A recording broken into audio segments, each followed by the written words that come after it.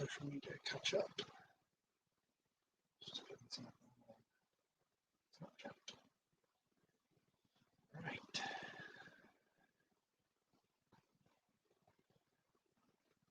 Just checking some messages then I have off Mark.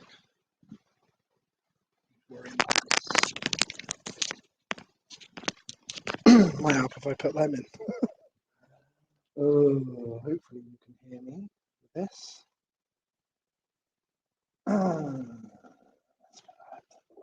Hopefully you guys can hear me all good. I can see a few of you come on now, so hello all, evening all. Been a while with the old live interviews. Liash Spear, Motocross and Spear Memories. I was just checking my messages. Then I had some messages off Mark there on Instagram. Just checking that I haven't sent the link yet. Hello, Mr. Hub Gerlins.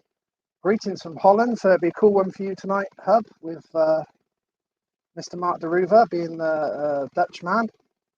I believe it's 9 p.m. your time. Is that right? That's what I agreed with him, that he needed to move it back an hour, so he moved from 7 p.m. UK time to 8 p.m. and then to 9 p.m. Dutch time, apparently. Hope you're good. Hope everyone's good. Got the fresh nerves back in again with some new live videos again. It's been a while since been a couple of months since I did Jorgen Nielsen's, the Swedish legend there, with the old reunion meeting and everything. Yes, there you can see the Sean Simpson signed shirt there from the Motocross for Nations. I'm now doing that competition now, so you can contact me as soon as possible on Facebook, etc. And I can sort that out with you guys. I should have my guest on with me soon. 5 past, I said, about clicking the link for him, so I can get my thank yous in. So big thanks to the man, Mr. Lee Owen, for his awesome support. Really appreciate it. You can check out his own developments on www.owendevelopments.co.uk. Also, big thanks to Mr. Stefan Everts with all his help with rider contacts, etc. You can check out his website on www.s72gin.com. Also, big thanks to the man Tom Brown from Moto Extreme. There in Marshfield, got an amazing shop down there. It's literally like a treasure cave, the best man cave any motocross rider could have down there. I have got a video that I took today when I went down to the shop that I will share with you guys in the group. And as you can see, these two Marc De Reuver shirts behind me that have been signed by the man. Thank you very much to Tom Brown. He's got an amazing lot of memorabilia there, so I appreciate that. Who is that? Holler amigos, greetings to Mark and you. Whoever that is, I can see my man's just come into the screen there. How you doing? So, yeah, guys, if you basically, Lainey, if you can share that link for me onto the comments, then some of the guys can go on that so I can see their name. So say there, look, Hob Gerlins has just said hello, greetings from Holland. You can see his name and his profile up on the screen, and someone there has come up and said stuff. If you just click on the link before you go in the video, it gives it permission to see your name. There you go. There's the link. Click on that link, people, and then I'll be able to see your name. Right then, let's get into this then. I can see my man's down in the bottom of the screen waiting to come in. So I will get this going. Let's get your comment off of there so it's not on my screen. And then I'm going to get this video going and we can bring the man in. Here we go then.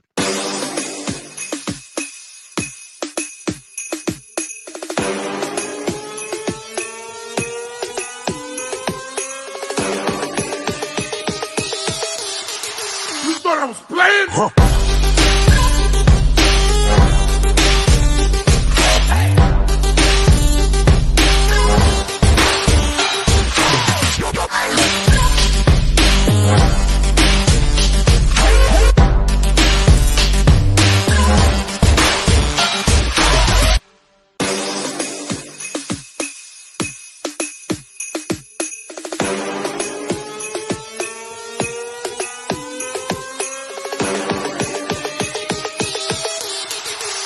I was playing? Huh.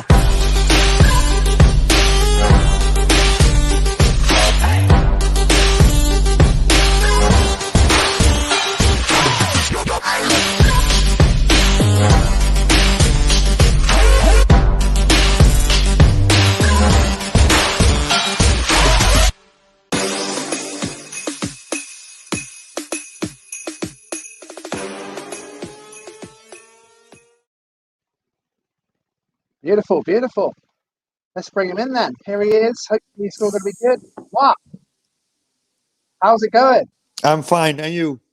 Not too bad. Can you hear me all good? I hear you very well. Beautiful. I can hear you well as well. So that's all good. I really appreciate you doing this, buddy. Sorry? I really appreciate you doing this for us. Yeah, no problem. I had a really quite busy day today because of the launch of the book, Yep. but I'm here. Beautiful, beautiful. We'll talk about that in a second. Really appreciate you coming on, mate. Great to have you on. I was going to start off with that as well. I said to you the other day, about a year and a half ago when I first started all this stuff, I did a lot of written interviews with some pictures and stuff like that, and I'll just bring it up on the screen now. One of your answers was something about you've got too many stories to tell. They better write a book about me one day. It would be a good read, I think. So Yeah. very cool that it's actually happening now. Well, it has been a few times they already wanted to write a book about me, but it never came this far. And Tim Gert, who wrote the book, he came to me and he was really serious about this. And we got a publisher. And yeah, here it is. So it's called Open then. See it on the Yes. screen there. Yeah. So it's going to be out in, obviously I'm from the UK. I see there's going to be an English version of it as well. So when's the book officially all coming out? How can you get it? All that sort of details. Well, I just put a pre-order on my story and Yep. for Instagram. Mm-hmm. There you can see how it works. The Dutch one is in November, and the English one will be in March 2022.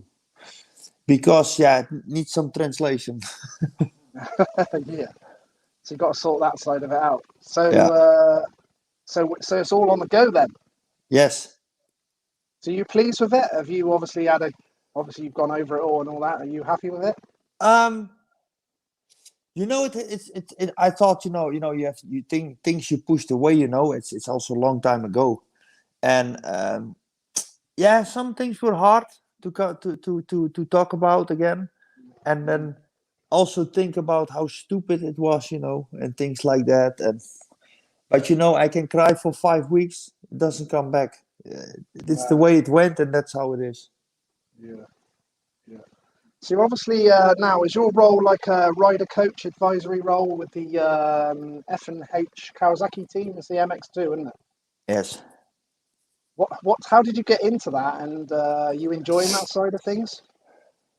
Well, in the end of my career, of course, I felt the end of my career was coming. You feel that's coming, and you are in factory teams for 8 years, and then you go a little bit lower in the teams, and then you don't get offers anymore, and you don't gonna make money, so you go do some other things. And then I started already with training a little bit, little kids, and and one day I got on Twitter, that was still very famous those days. I got a private message from Paul Jonas if I could help him riding in the sand, and that's how it started a little bit.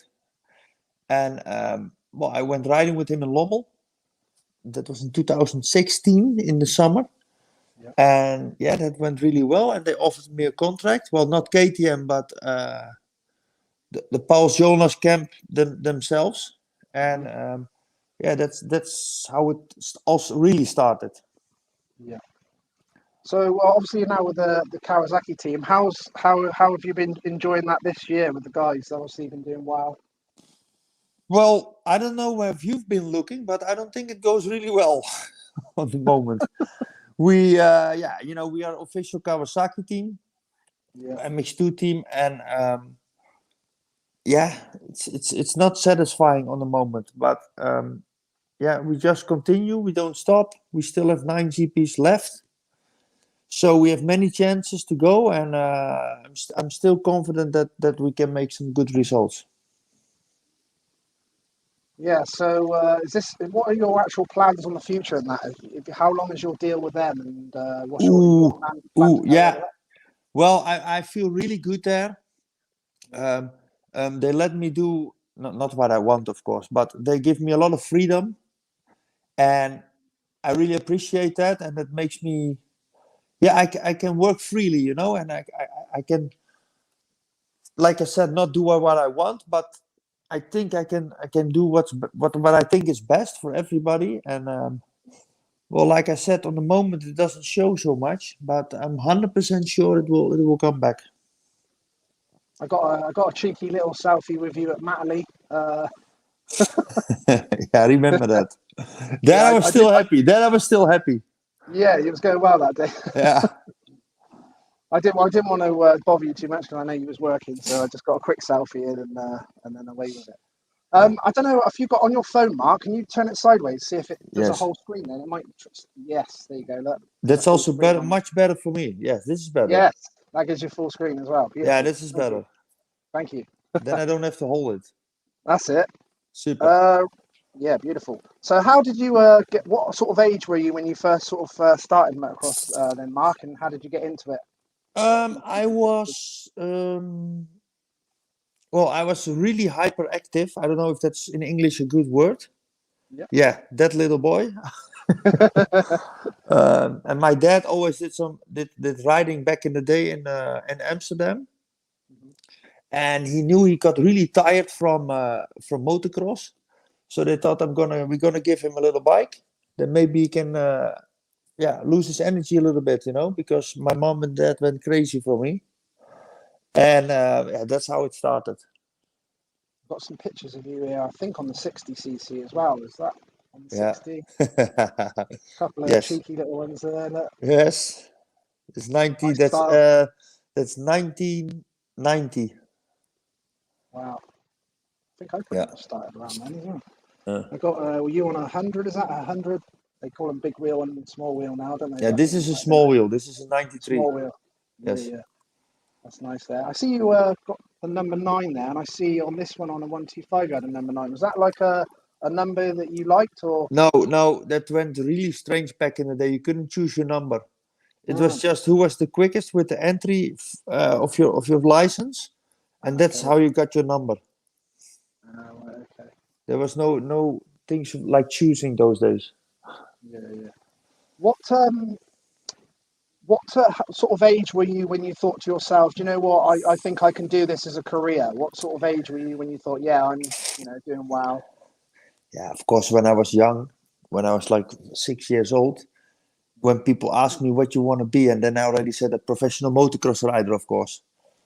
But I really thought I could make my job from it. I think when I was 15 years old. Yeah, 15. Of course, people already told me when I was 12, 13, you're going to be so good and this and that. But yeah, then I didn't really realize that. But from when I was 15, I was quite sure about it. Confident. Yes. When you were young then, what sort of riders did you look up to when you was watching racing? Did you have all the magazines and the videos and all that sort of stuff? Americans, US, anyone like that? USA, my absolute number one, and still is Damon Bradshaw. Yeah. And in Europe, Dave Strybos. Yeah, yeah. Yes. Hoping to get Dave Strybos on. I've spoken to him as well. He's good. He's good. That'd be cool. Yeah. Yeah, he obviously did very well in the GPs and everything, and great career as well. Little bit same like me, maybe. He got world champion, but I think Dave could be more than one time easily. But I think Dave also, of course, when I was young, I didn't realize that. But then, of course, I heard some stories about him. Yeah, that he also had he did some things. Yeah, maybe was not right, you know. But that's the thing, you know. It's like you can be a good rider, but there are so many things that comes in the way that can all blow it. You know that there's nothing gonna happen with you. I've seen so many guys that I thought, they may be gonna be good, and then the next year after you don't see them anymore. There's a lot of Yes. things you need for the full package, isn't it? You Plus know some we are. luck as well. Do we have how many people are watching? Can you see that? Goes up and down. There's a 40. I don't know. Oh no, but listen. In my time, there was no Instagram, Yeah. and yes, I'm also part of the Instagram community. When I feel shit, I post a race of me back in the sand, and then everybody tells me, "Oh, Mark, you were so good, you were so good," and then I feel good again. I do it a little bit less, but Yeah. I've been 1 year off Instagram because I get a little bit tired of it, But yeah, now with the book, I have to be back on. Yeah. And you know what is the problem these days? Those kids, they create people around them that they think they are superstars, Yeah. but they are not. Before they've done nothing. Before No, they've but done listen, anything. listen, listen. Yeah. If you, I don't know what job you do. I don't know what you do for job, but let's say I'm a painter, yeah, and I need to paint something white, but I painted blue. Do you think my boss is gonna say, "Ah, man, next time better," and put hearts underneath? "Ah, man, next." No, I get fired. You know what I mean? Mm. And these kids, or let's say those pros, they get paid, and they fucked up that day, and all they get underneath is on the comments is hearts and next time better. Man, you need 100 comments. You wrote shit, man. Look in the mirror. You wrote shit. And this is the problem with the whole Instagram thing, and it bothers me a lot. I can tell you, it bothers me a lot. Okay, if you win a race on Sunday, okay, Monday you're still happy, but man, I don't want to see on Friday that you won Sunday. Man, the weekend is coming. Come on. But it's I still get mad on it now. I see you something you said online. Something about you said about the kids, like when they had to get down to business with training and everything, put the phones away. Let's get down to business and stuff like that. Do you have a lot of problems with that with all the guys? No, because you know what makes me more mad. Back in the day.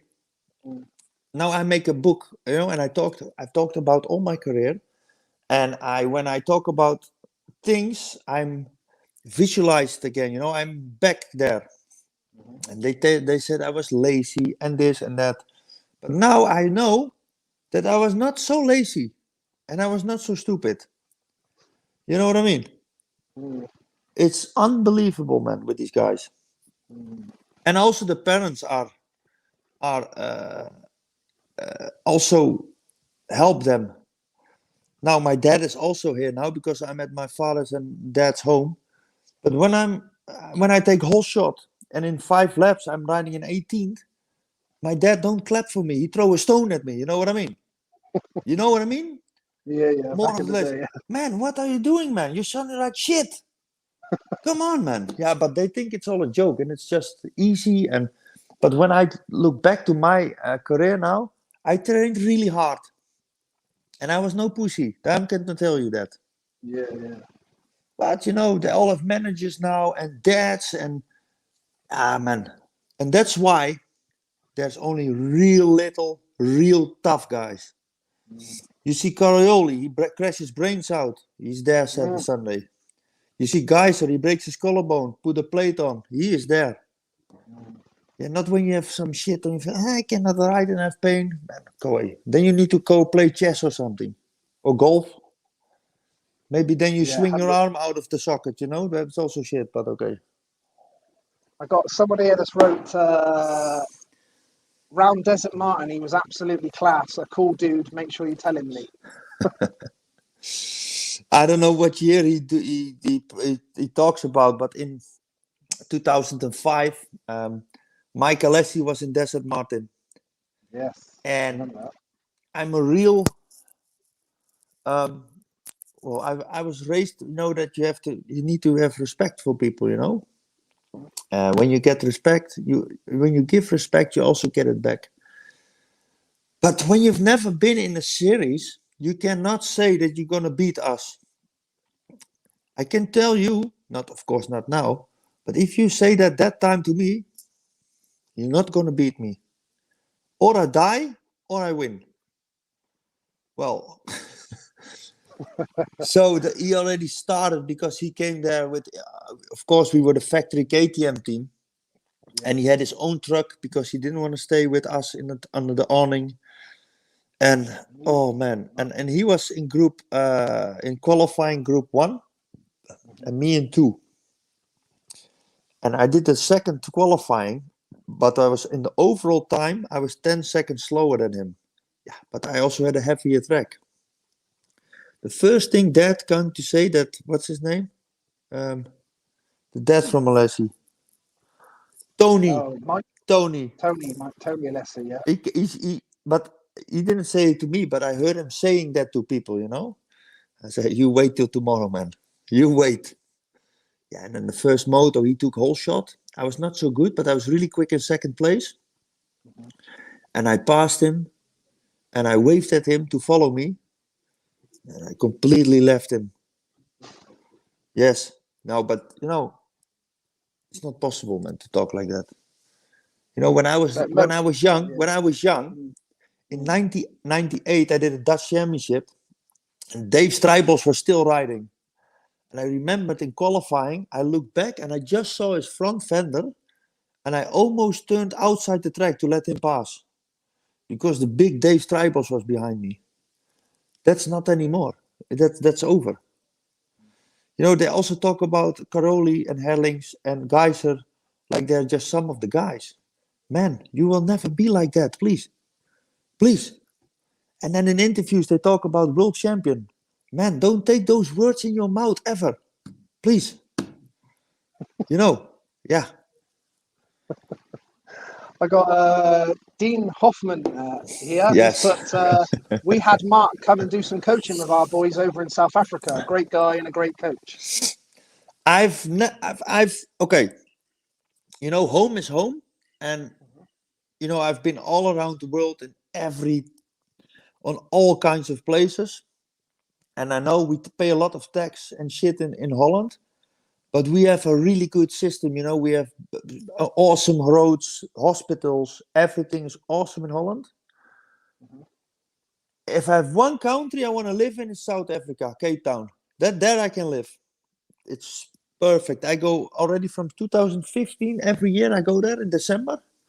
Now last year not because of the COVID, but I hope I can go this year again. It's number one. I stay with the Sangster family.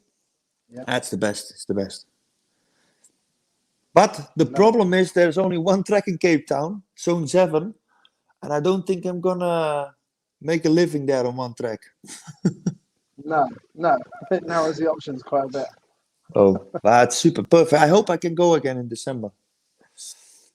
You're going to have to translate this one, Mark, because I've got Hub Gerlins. He always comes on from Holland, my friend from Holland, and he's put on here. Look. So you might have to translate that one. Hey, Mark, you rode for different teams, but when you go to Rinaldi Yamaha, I thought it would be a good chance to be world champion. What went wrong? Well, I can be really. The thing is, that's all written in my book. I signed a 2-year deal with Rinaldi, and of course, I was really happy with that because the thing is, you know, I think Everts got 6-7 times world champion with Rinaldi before. Mm-hmm. I think something like that. So I go to a world championship team, cannot be better. Yeah. And it went really well. But in February, with testing suspension in Italy, it was a really long day and the sun was really low. And on the uphill, I missed a bump. You know, in my side, I missed a bump and my back cracked like that. And it hurt a little bit. And I took a painkiller, but it didn't help. And then I had also, it went into in the back of my legs, also the pain, and it went numb. And then we made a scan. I had a hernia. Is that English, hernia?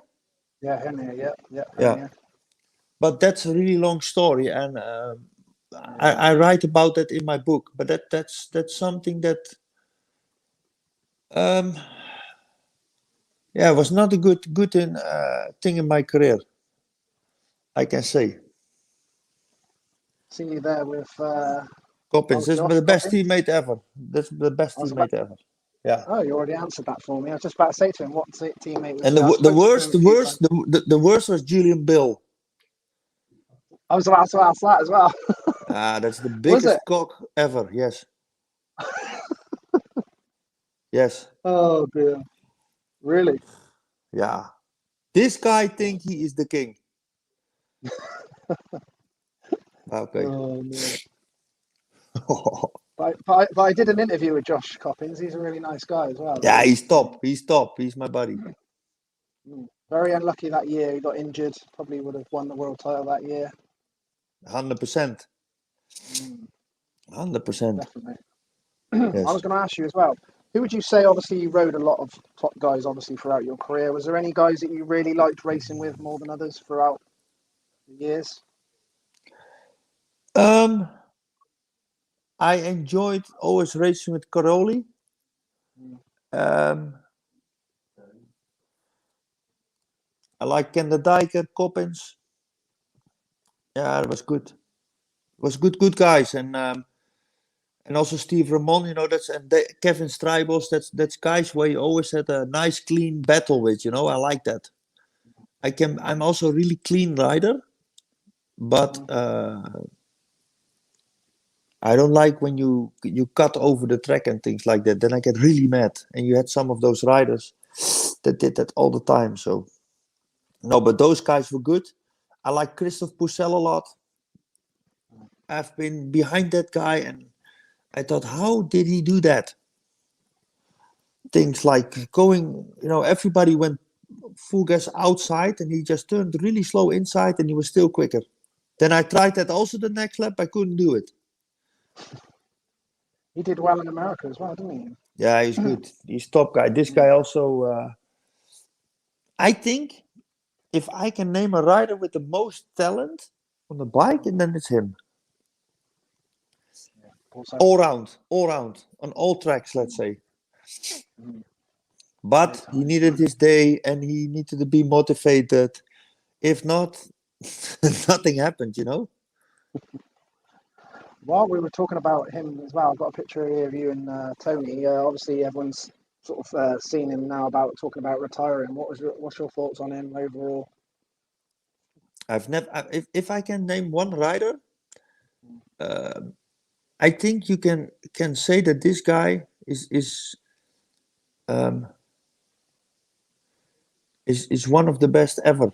I'm sure. Okay, the shit thing is he never rode Supercross.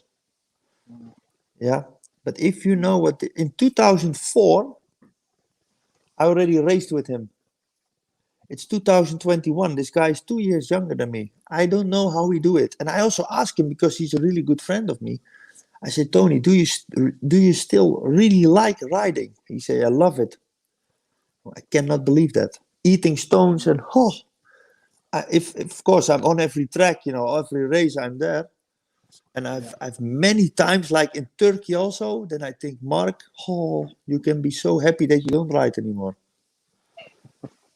So he's always had the motivation over a long period of time, isn't he? It's not normal, not normal. Like in Turkey, I've been on the track, and I cannot believe how this guy have the motivation and goes so fast, man. It's like, because you don't see it so good on television, but when you're on the track, it's not normal the speed he still have. And the thing is, and I see from him, because I know him really well, I see he have problems in the mornings, always. Because they film him a lot in the qualifying practice. And then I think, but he also go from 20 to 18, 15, and he goes little bit by little to the front. He cannot go from nothing, bam, to first anymore. But I think it's quite normal. I've been with him last year in Mantova when he won that moto. I saw him riding. They filmed him a lot.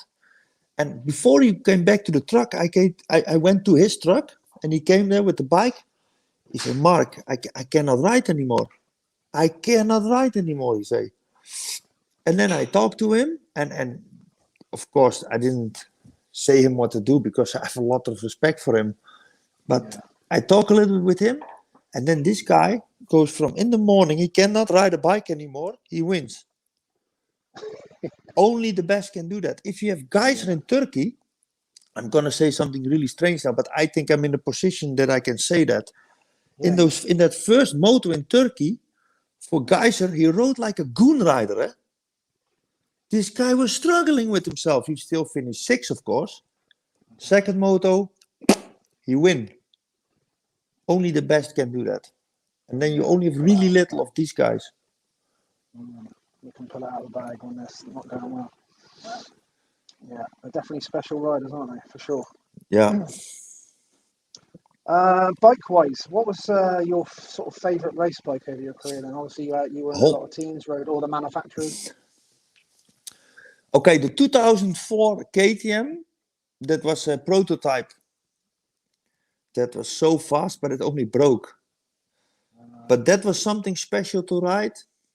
Yeah. And my 2008 factory Honda, that's the best. That's the best. That was a nice as well. Yeah, this one, yes. And the worst one was the year after. Was it? Yeah.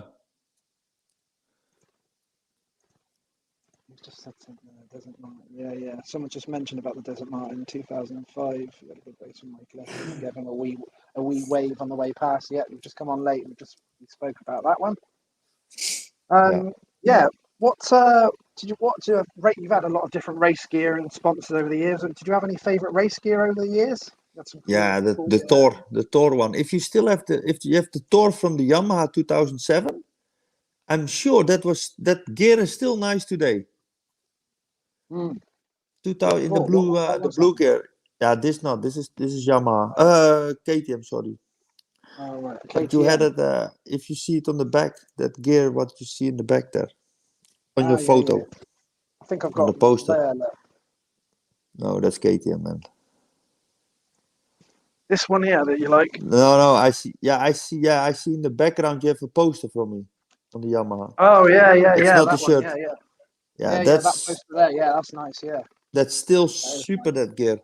It's a trick, isn't it? Yeah, but also, in that time, also now, but in that time, I got 6 sets of gear. 6 sets of gear per GP. And we had 13 GPs, I think. So you can count how many sets of gear I had. 14 GPs, I don't know. Man, the boxes arrived at my house. I got completely crazy. Again new. That was good. That was a lot of kit then. Yeah, not normal. And we rode 6 times because you had free practice, qualify practice, warm up, and 2 motos. Wow. Just got Miriam Davis has just come on and said, can you ask him what does he think of the bikes now and when he was riding? There's a big evolution. Again, I'm going to tell you also why it looks like AMA riders go faster than European ones. In USA, you need to look. They have the camera position from the side, so you see them riding from the side. In Europe, they take you from the front, so you don't see how fast they go. But in my opinion, it goes a little bit too fast. Now, the injuries that are on this moment, that has nothing to do with the bikes. That has to do with big jumps, one-day format. Everybody has to be quick. That's the problem. Now, what's going to happen now? We have, nations, not everybody rides that. Week after Germany, week after France, week after Spain, then 3 Trentinos in Italy, GPs, and then 2 Mantovas. So that's 9 races in a row, I think in 7 weeks. It's hard. It's, for me, a little bit crazy because six GP motors in a week, I don't know. But it's like this. Everybody have to do it. So the guy who stays in shape and stay fresh wins. Especially like you said, if you pick up sort of quite bad injuries or whatever, you're screwed when they've got all these GPs packed together like that as well. There's also much pressure on the riders, of course, because the bikes that are available in the MXGP is not a lot anymore. Suzuki has gone, so that's already 2 factory seats. And I think that age limit, I'm not sure about that also. But again, it's like this.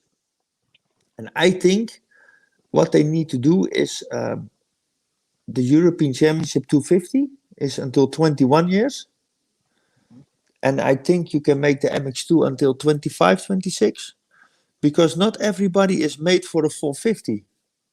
You need to think about that. And then you can say, yeah, but then you need to go to another sport. But I'm a little bit different in that way of thinking. I used to like that in the 90s when you'd have like the guys like Puzar and all them guys used to come down Yeah, and go that's in the good. 85 and all that. Yeah, it was good. It was good to see. I also like that. And I think you have much fuller start gates again. But I don't know what the priority is on the moment. You know what I mean? Because I see riders that don't even win a club race here. So you know what I mean? And I also have a lot of problems with these guys, you know? Yeah. Okay, you do a sport and you want to be good. That's what I think, you know? If I do a sport and I'm shit, I'm going to go to a class that I'm not winning, but that I'm battling for the front. Yeah. But you cannot tell me when you got lapped after 5 laps that you have fun. You know, you're just in the way, man. Go away. Go somewhere else, man. But I think it's really tough to say that you're riding GPs and that you, I don't know. But I'm a complete different guy in this, you know? Yeah. Complete. Go some classes lower and go have fun every weekend to go for the podium, you know? That's what a sport is about. That's what I think. And of course, not everybody can go for the podium. But I think when you get lapped 2 times, then you don't get a ride anymore the next GP because then you don't belong there. I don't know what it was like in Holland, but back in the day in the British Championships, they used to have to like qualify for a whole year to get into the British Championships. Where now, if you've got the money to go into it, you can just go into it straight away. They have a really shit system in Holland with that. So what they do before the first Dutch Championship, you can qualify for this, you know?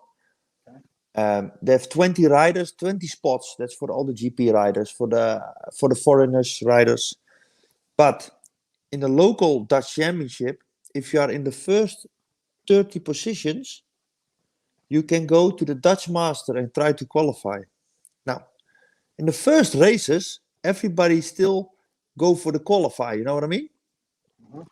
And then those guys, they see they cannot qualify anymore. They're not coming. You know, they're going to do something else or they get injured. So all the slower guys, they keep riding this championship just only so they can ride the Dutch championship. You know what I mean?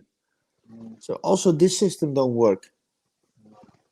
But I think it's really tough to say when you do Dutch championship. I don't know. And this was also a big problem in my career. I got mad with these guys, not normal. I had guys you start to lap in three laps, and they're in the way. Then I say, "What are you doing here, man?" You know. And then, yeah, if you are so fast, you need to pass me when there's a blue flag. I said, "No, blue flag means go away.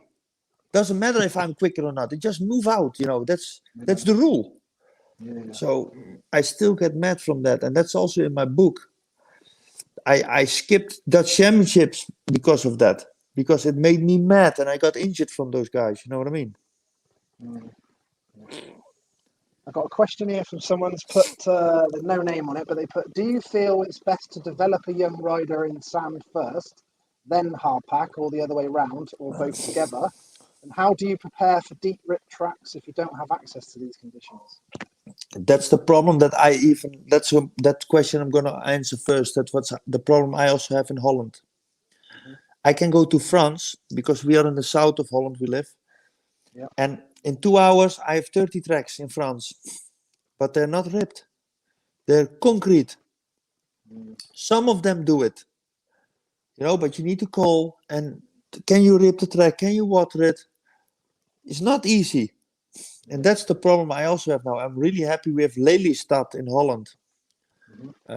They make it GP ready. It's not normal. They rip it, they water it. But okay, I cannot go 3 times a week to Lelystad. You know what I mean? Those guys get bored. Of course, you need to start riding sand. Because if you start riding sand, the rest is going to be only easier. And that's the problem, the mistake many people make. You know, they go on hard tracks and they don't want to go to the sand. But if you ride a lot in the sand, it also makes you a better rider on the hard pack. Of course, when I was young, I only ride sand.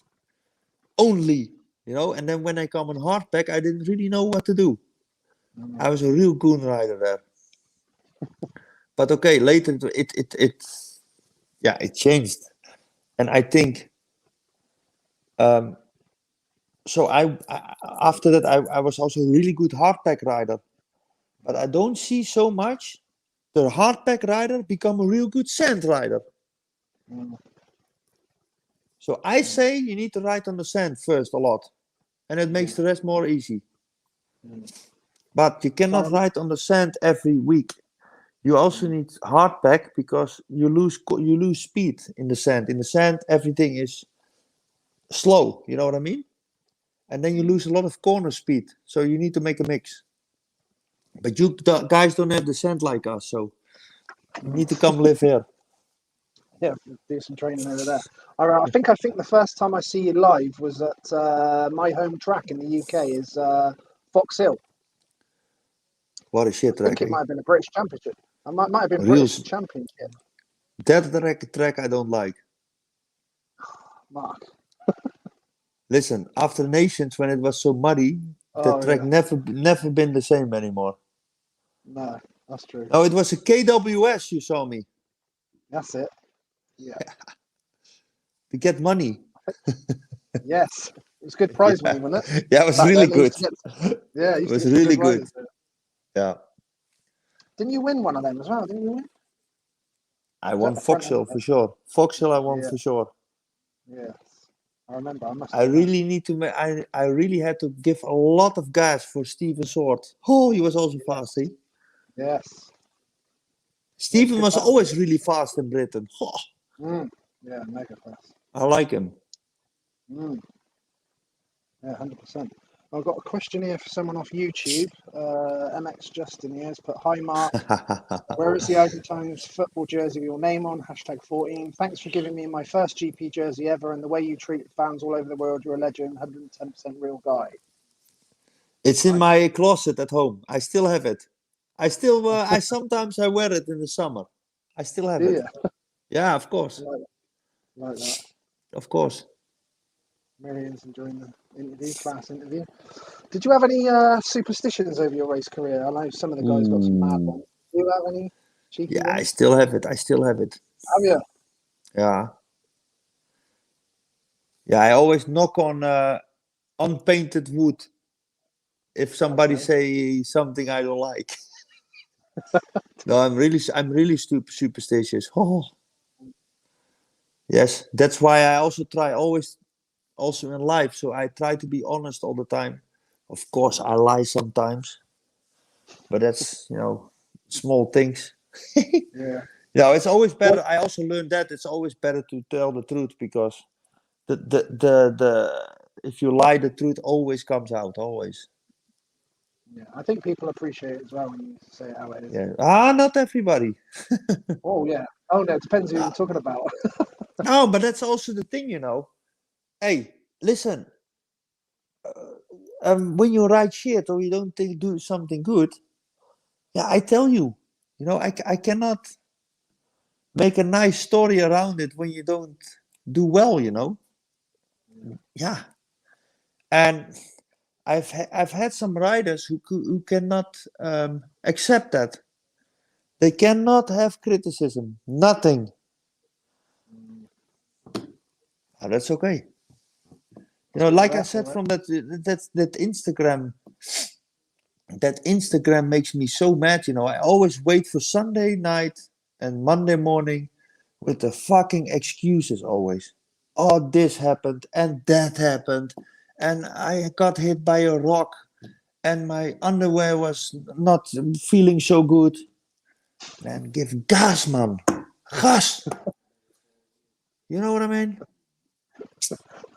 I wrote a book, but I can also write this big book from excuses already that I've heard. And I also had a lot of excuses, yes. But every week I hear a new one. New one. Yeah, the craziest things you get. But like I say, the parents are also a big count in this, jongen. They, okay, it's your son. I understand. But he's not a god, He's not some kind of god. He's just a guy also who you are paid to give gas a lot.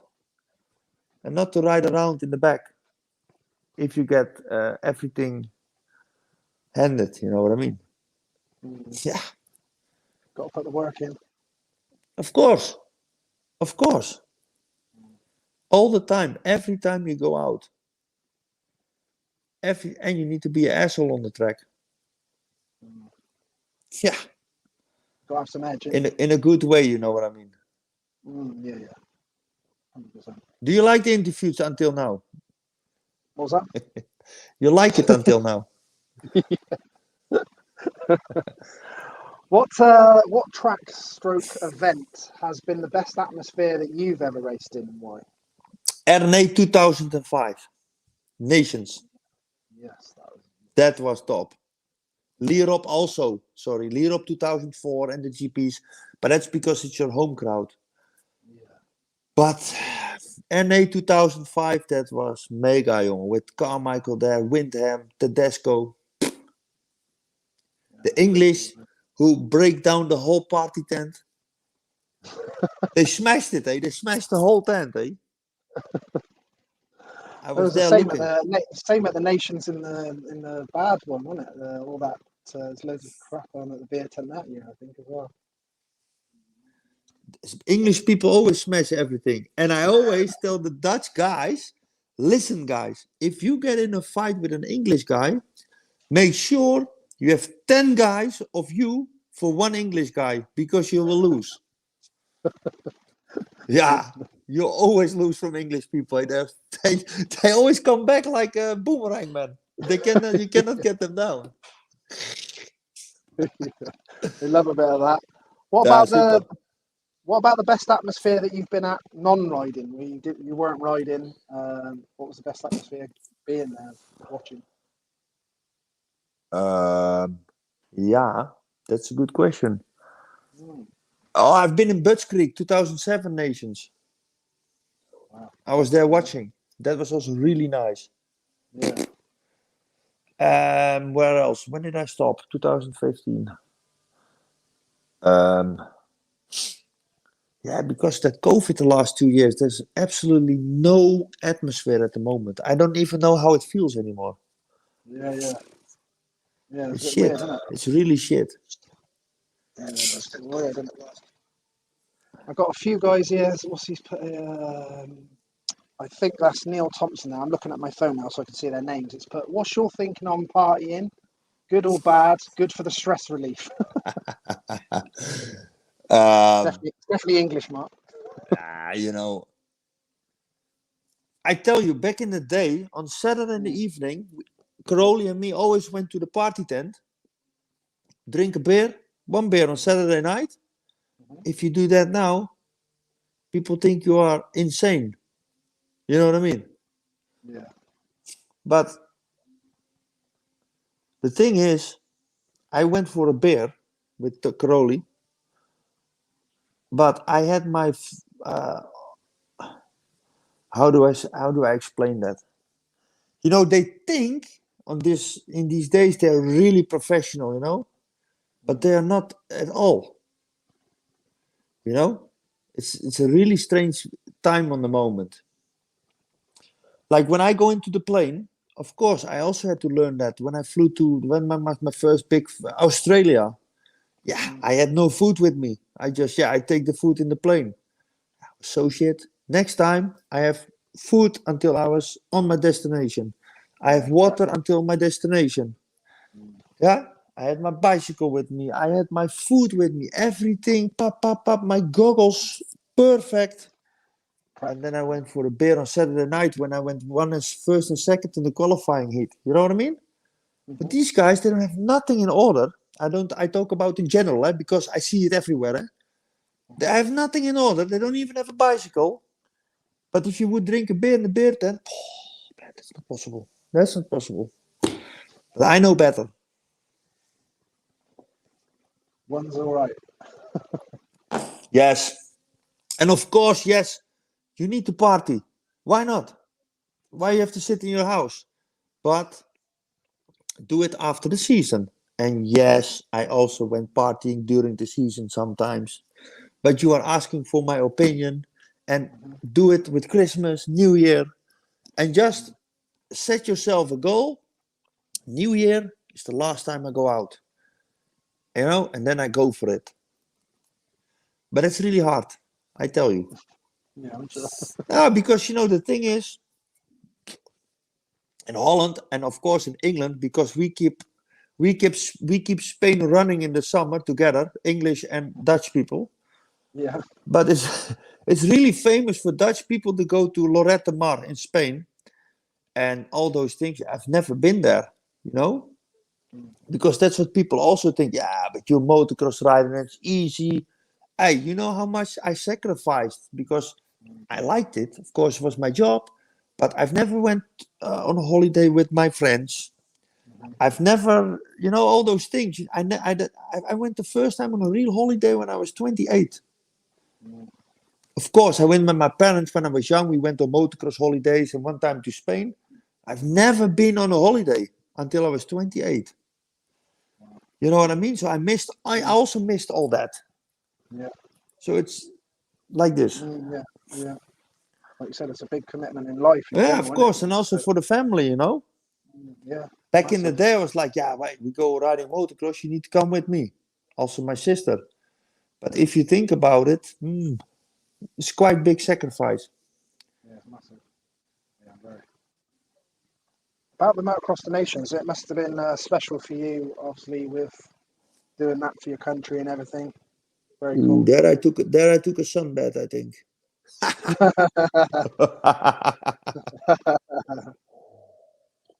Did you always love all the? Obviously, the atmosphere is always special at the Motocross the Nations, but very cool to do.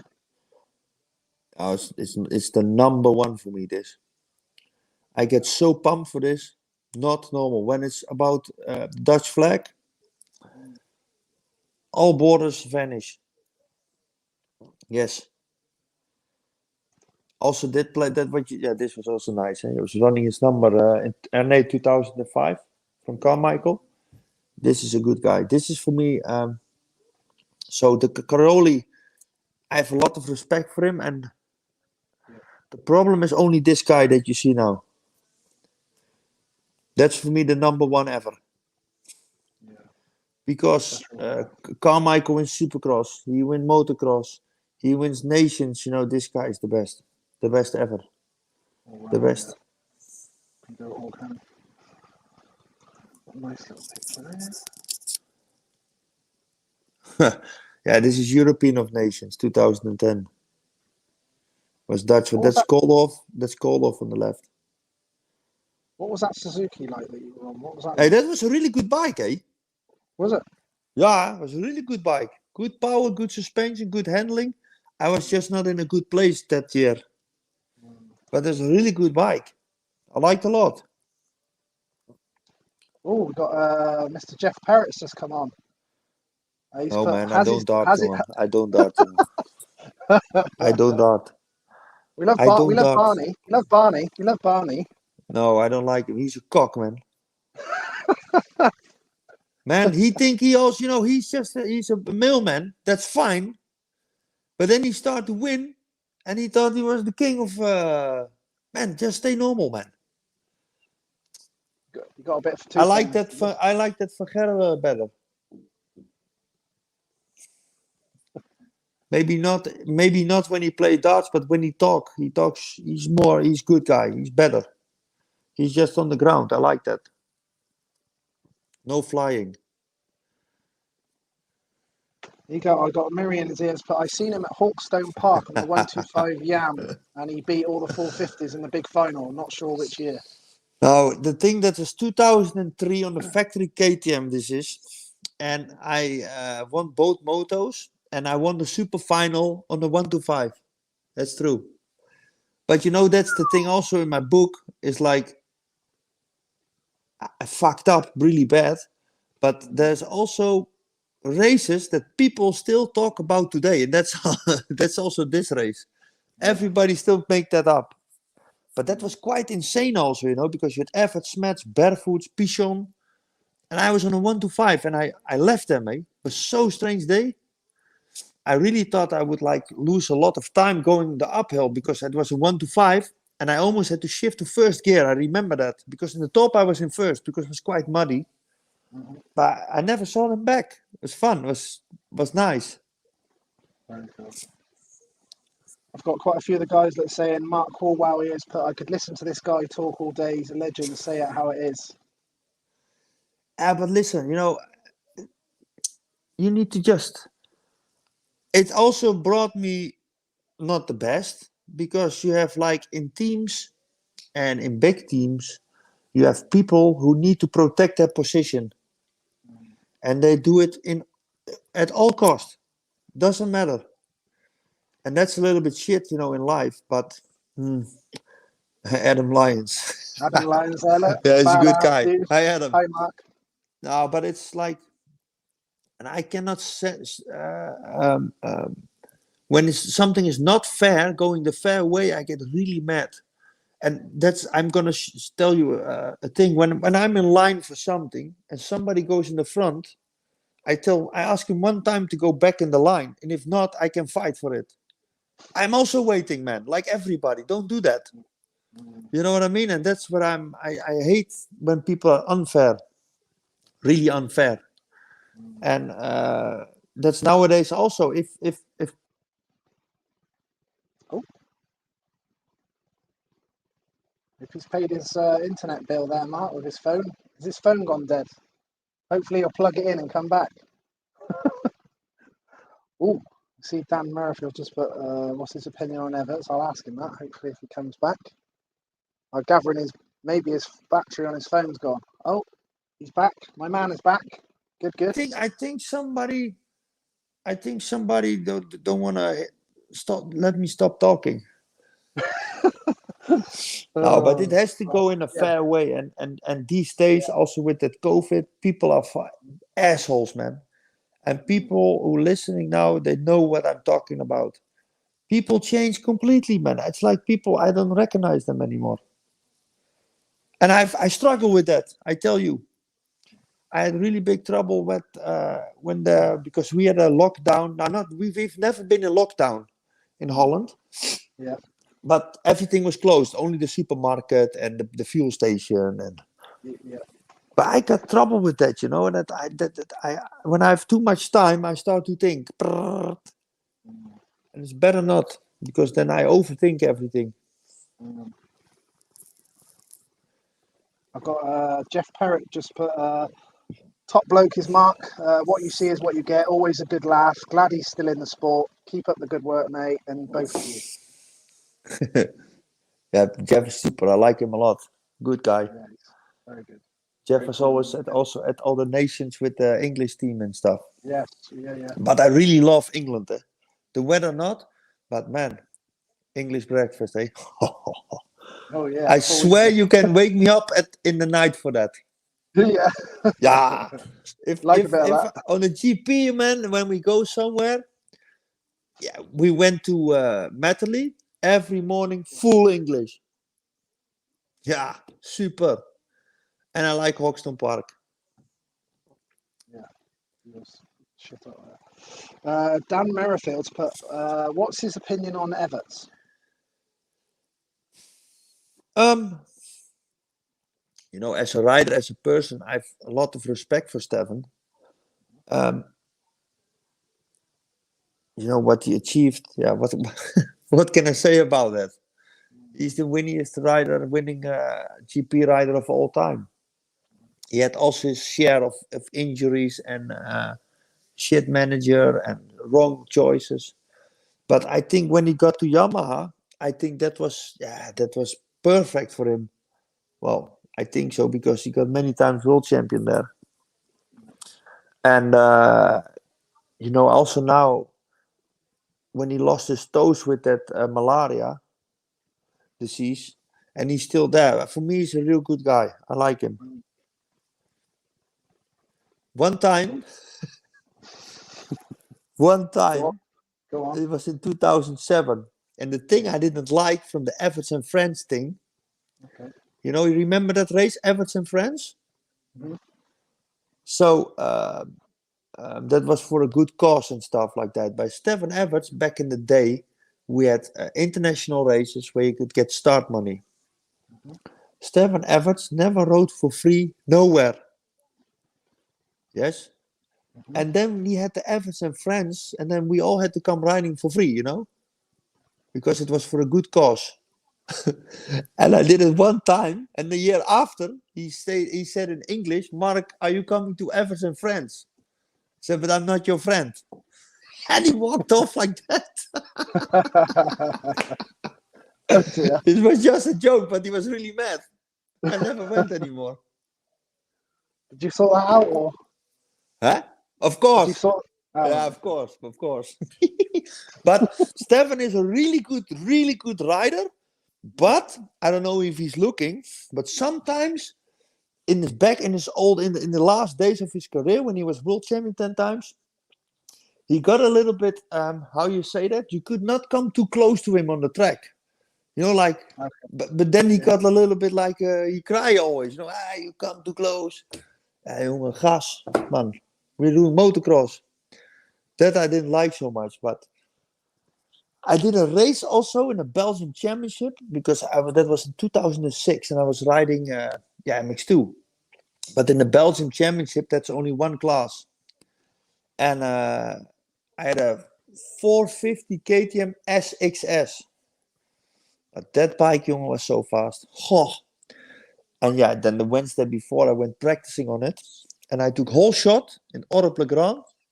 And in the first lap, he was second. I pulled 6 seconds on him or 7. And I won the race by half a minute. I felt the king, of course, then. Everybody was at the truck. And the second moto, I was good again. And I just jumped off the track into the trees. I had things like that always, man. I was still in the third moto. I was good, so I finished podium. But, okay, I never beat him. I had some chances, but I never beat him. I got MX Justin's put on YouTube. Tell us about your trip to the AMA Motocross in 2008 and who impressed you the most.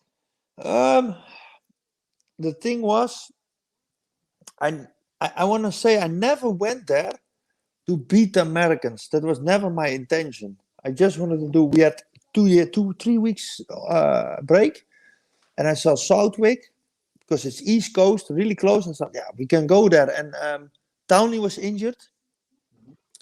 And I went there, and then Geoff Meyer on MX Large, he put an interview on me, and he put the header, "I can beat James Stewart."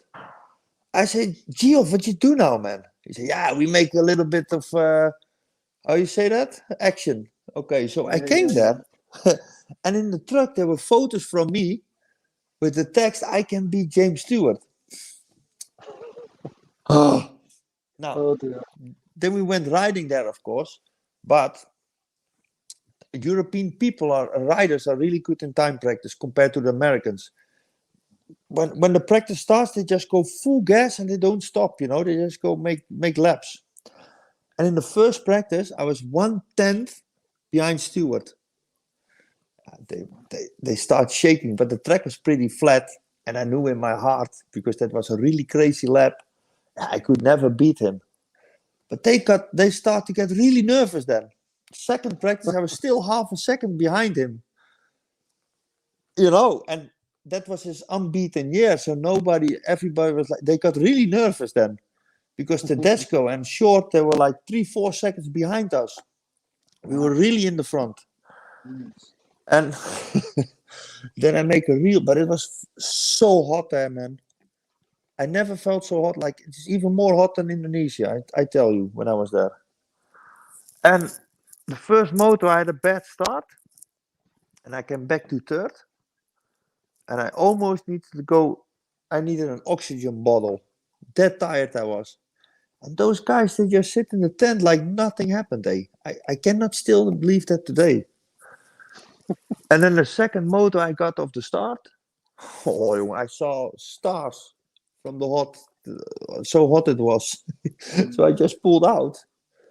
And then Mitch Payton was there later in the evening.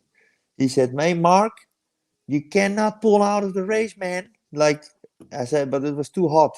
And then he started laughing because they don't do that, Americans, you know. No. They don't. You cannot say, I came out of the race because it's hot. It's always hot. So he was really funny. He was really laughing. He said, "Are you really honest?" I said, "Yeah, of course." Yeah, that's right. Casey Jones just put, what a great interview. A lot of kids should listen to his wise words, keep them grounded. Yes, they should. They should. It's like you were also talking about the phone. My riders cannot have the phone during the training. If they take it, they get €100 fine. Nice, like that. Because maybe they get a message from a naked pussy or some tits or the girlfriend sends, "I don't want to be with you anymore," and they jump off the track. You know what I mean? It's too dangerous. It's too dangerous. They go so fast, and you cannot have even me on the race days. And back in the day, you just have SMS, so I don't look at my phone. I always put my phone in the truck or in the car, and I never touch it all day. You don't need a phone during the day. You don't need it. What you want to do on the phone? That's why I also like Hawkstone Park, because you have no signal there. Yeah, true. Man. You can't use it. Come on. How can you go in between the races on your phone and what you do with your riding? Man, go to the track. Go, do something with it, man. But again, it's the parents. They allow it. They mold them. Yeah. I don't even know if I want to ask that one. Mark's ask him who's Julian Bill from Switzerland is the biggest cock ever. Yes. Oh, yeah. There you go, Mark. He's also in my book. He's in my book also. Oh, and he was my but he was my teammate, and I hit him, and I put that photo in my book where I T-bone him. But I don't have so much enemies because I like everybody. I really like everybody. But don't pretend like you're somebody else, man. I've got one here from Neil Thompson. I can see on my phone his name. He's put, okay, one more question. Doping, have you seen it in your time in the paddock? So the thing is, I can be really clear about that. We only, and they don't take blood. Okay. So I don't know. You know what I mean? I don't know anybody who got caught. But again, we only have to pee, and we don't have to. They don't take blood. Blood test, yeah. So of course there's options. But the thing is, and this is of course, that sounds a little bit stupid. If you have a bicycle, everybody can ride a bicycle. Of course you need talent, but everybody can ride a bicycle. But not everybody can ride a motocross bike. So there is so much more technique in motocross. Of course, I guess it's there, but there's so much more technique that I can give you EPO or whatever. It doesn't make you go faster. If you have EPO on a bicycle, of course you go faster. You know what I mean?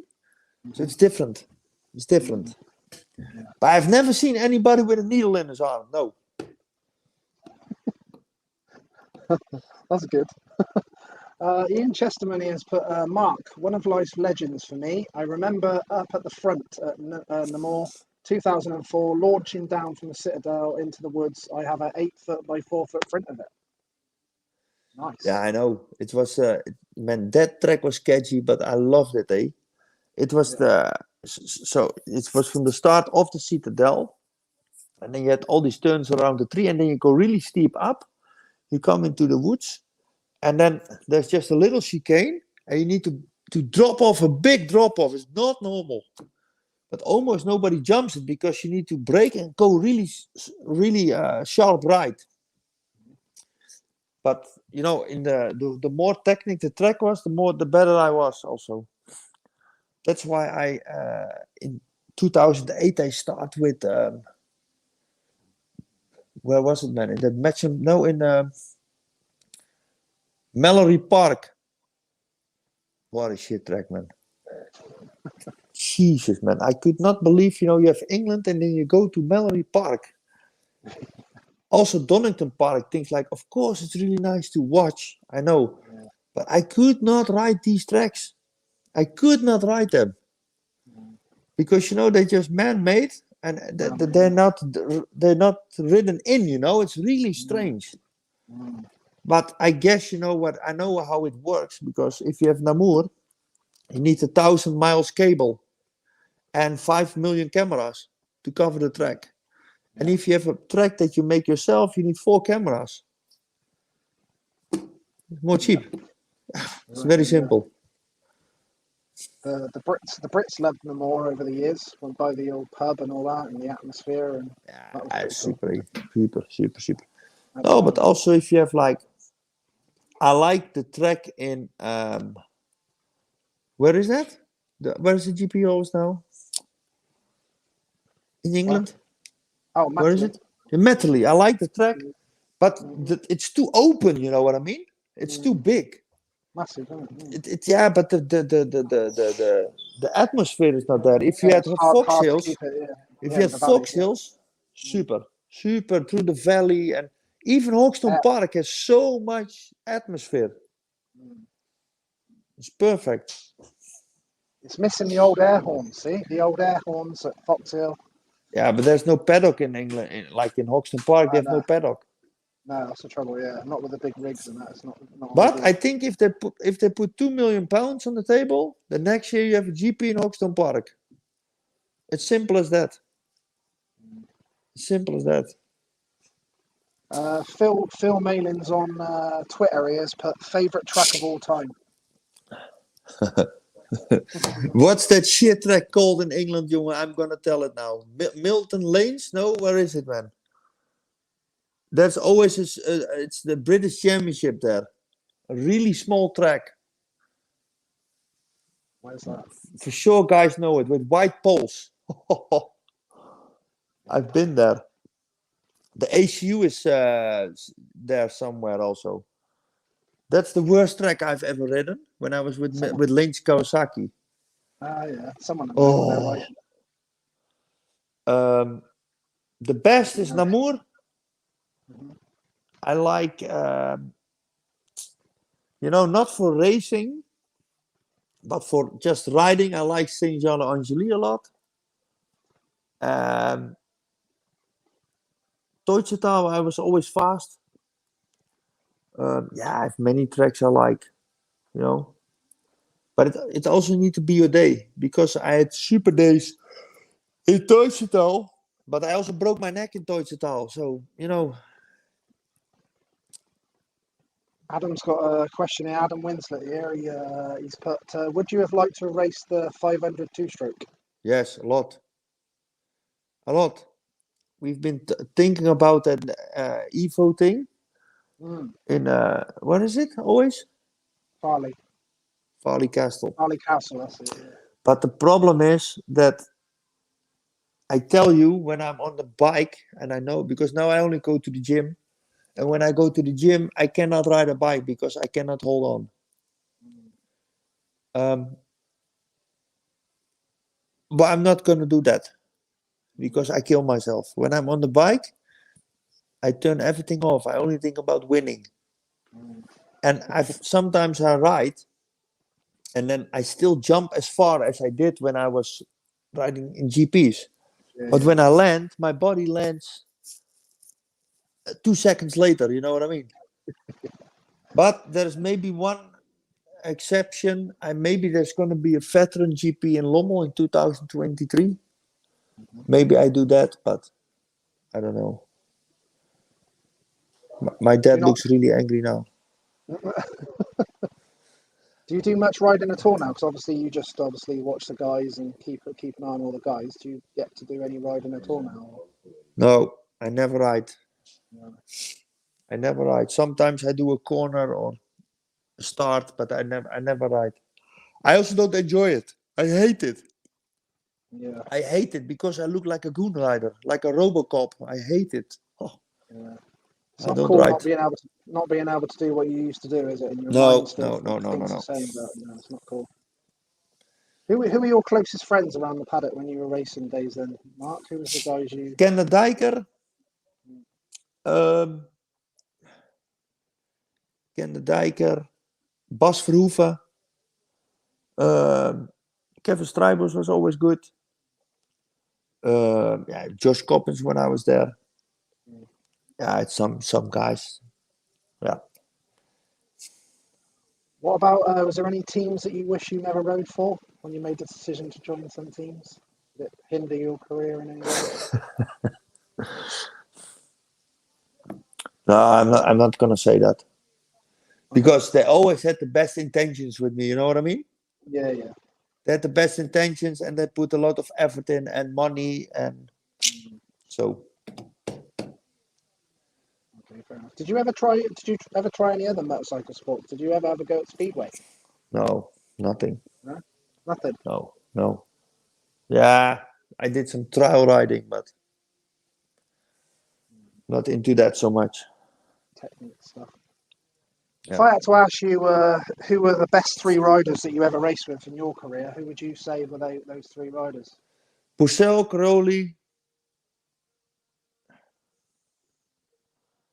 Yeah, I never raced. You know, I did just some races with Everts, not really a season. So I don't name him, of course, but he's good. But I raced with Crowley and Purcell, I think. Because after that, I also made too many mistakes, so I was not so much in the front anymore. Not where I want to be. Someone's put, how did you get on with Ben Townley? Now really good. Back in the day, not. No? Back in the day, not. Now really good. Now we're good. But back when he was my teammate, not. I hated him, man. Competitive wise. Or hated, that's a big word. I didn't like him so much because he always played with my head a little bit. He's really good in that. Did he? He's really good in that. Is he? Now it would not bother me anymore, but that time, yes. Because he was going for the World Championship and me too, and we were in the same team. Yeah, and he got me. I'm honest with that.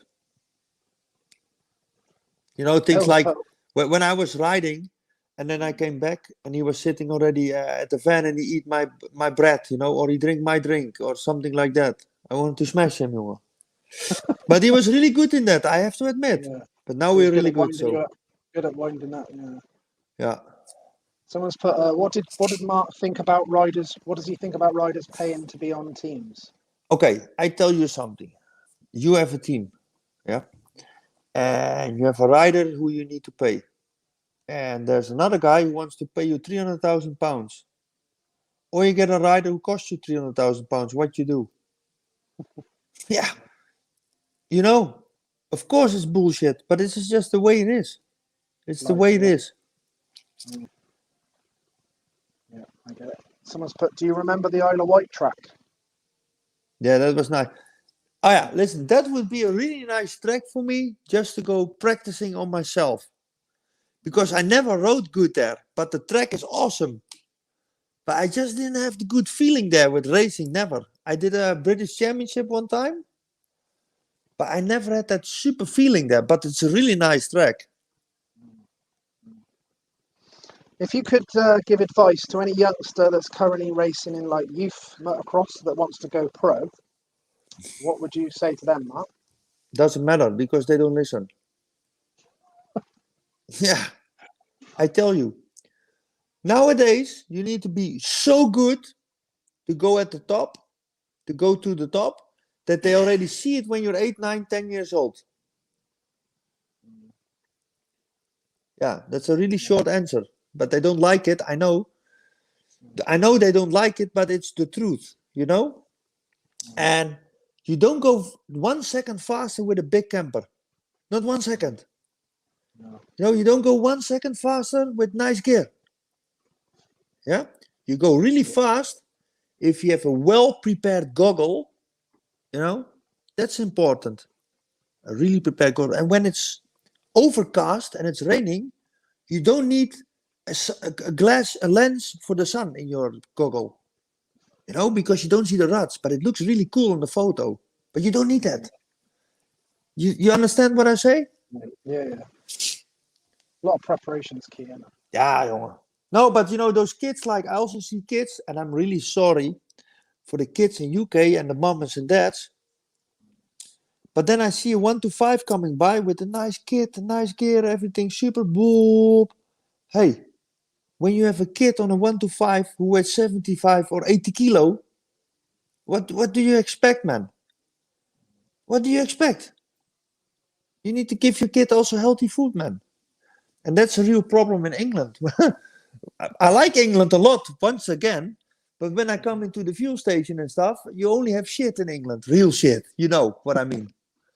You know, you only have KFC. Yeah, I like the stop. The stops are really good, but I'm no rider anymore. It's really hard to get healthy food in England. Yeah. But if you have a 100-meter runner and you give him meatballs with mayonnaise, I don't think he's going to run really fast. You give him spaghetti with chicken, I think he's going to run a lot faster. And that's how simple it is, you know what I mean? They all want to be at the top, but they don't want to do anything. Yeah, blame everything. This and it's that. And, you know, also the excuses like, I crashed myself. Of course, I crashed in the start one time. I broke my neck. That's bad luck. That's bad luck. But when I'm completely alone in the lead and I crash because there's a stone on the track, it's not I put the stone there. I put the stone there. That's why you crash. You hit the stone, man. You crash yourself. It's not bad luck. And as long as you cannot accept that it's your mistake that you crash, you will never make it. Never. Because it's always bad luck. And also my mother sometimes, Mark, bad luck. And mom, I crashed myself. I was completely alone. I make a mistake. I crashed myself. You need to admit that to yourself and don't get excuses. Yeah, but this, and if I would not crash, then I would finish first. Hey, you crash your brains out. You finish nothing on the paper. You know? Was your mindset, Mark, more like flat out, balls out, win, or not interested? Yes. So that's a really, really dangerous attitude. The win or nothing. It's really, it brought me very nice things, but also very shit things. Big highs, big lows. Of course. Win, no matter the cost, is a very dangerous thing. Yeah. But I rather see winning no matter the cost than riding in 20th place with excuses. Yes, that's true. That is true. Do you miss competing and winning? Yes. I have big trouble with that on the moment. That's also written in my book. All my life is about winning. About performing. Competing. And now I'm just a trainer. So it's not in my hands all the time anymore. I would like to go on the back of them and say what they have to do, you know, but okay, we cannot do that. Yeah. And I have a big struggle with that. So you can understand that you talked about the results lately, that I'm not in a really good mood. Yeah, it's hard to deal with that side. Got a nice one here, though. This is a bit of a throwback one. That's in America, 2001. Yeah. I also went to Southwick. I think I even have some pictures. They wouldn't ride like that now, would they? No. That's good, eh? Wow. No, but that's Was that- also another thing. You know, back in the day, everybody thought I was gay because I never had a girlfriend. But I don't need a girlfriend at work. You know what I mean? Yeah. Yeah. If my dad goes working, I'm not gonna stand next to him. You know what I mean? And that's also what they all forget. It's work. You don't need your girlfriend there. You don't need your girlfriend there, man. What she want there? Go away, man. We are working. We are on the job. It's the same like if your girlfriend she's a hairdresser, you also don't stand next to her when she's dressing hair like this. Hey, or not? What do you think Yeah. she will say? I go, fuck off, man. I'm cutting hair here. Yeah, but you're also riding bikes, idiot. Go away, man. It's true. Sorry. Yeah, but it's like this. But it's just sometimes I think they're happy to be on the track again. Hey, we are on the track. Everything is good. We are away from home. Hey, top. It doesn't work like that, man. It costs buckets full with money. Yeah. Ian's mentioned the Motocross the Nations here about Holland for the win at the Motocross the Nations has to be up there. And what's your thoughts on the other top riders from other countries not competing? Of course, COVID, Corona, that's the new keyword to everything. Hey, man. Yeah, no, Corona. Corona, COVID. No, it's not possible. It's the new keyword. COVID. You know, the Americans, we're not coming. The week before, the ISDE team, the Enduro, they had a full American team in Italy. Why not here? You know what I mean? Yeah, COVID. You cannot come. Bullshit, jongen. It's so bullshit. But, you know what I mean? I really love, Ken Roxon, that guy I wanted to mention. That's super, that guy. But you need to think about Ken Roxon. He can only lose here. You know what I mean? Yeah. I think when Ken, he's been too long off European tracks, and if he comes here 3-4 weeks before, I give him a real good chance. But if he comes a week before, they're gonna beat him here. 1 million followers on Instagram. I don't want to get beat. It's so simple. It's simple as that. That's your answer. You can think about everything. That's your only answer. That's your only answer. He can only lose here. He can only lose. And why would he do that? If he can make millions in Supercross. He don't care, man. They don't care. Did you like the Supercross yourself, Mark? I hate it. I have to admit, and people maybe they laugh about it now, but before I got the really big injuries, I was really good in Supercross because I still have the old school whoop style. I just sit on the back and hold it wide open because I'm really tall.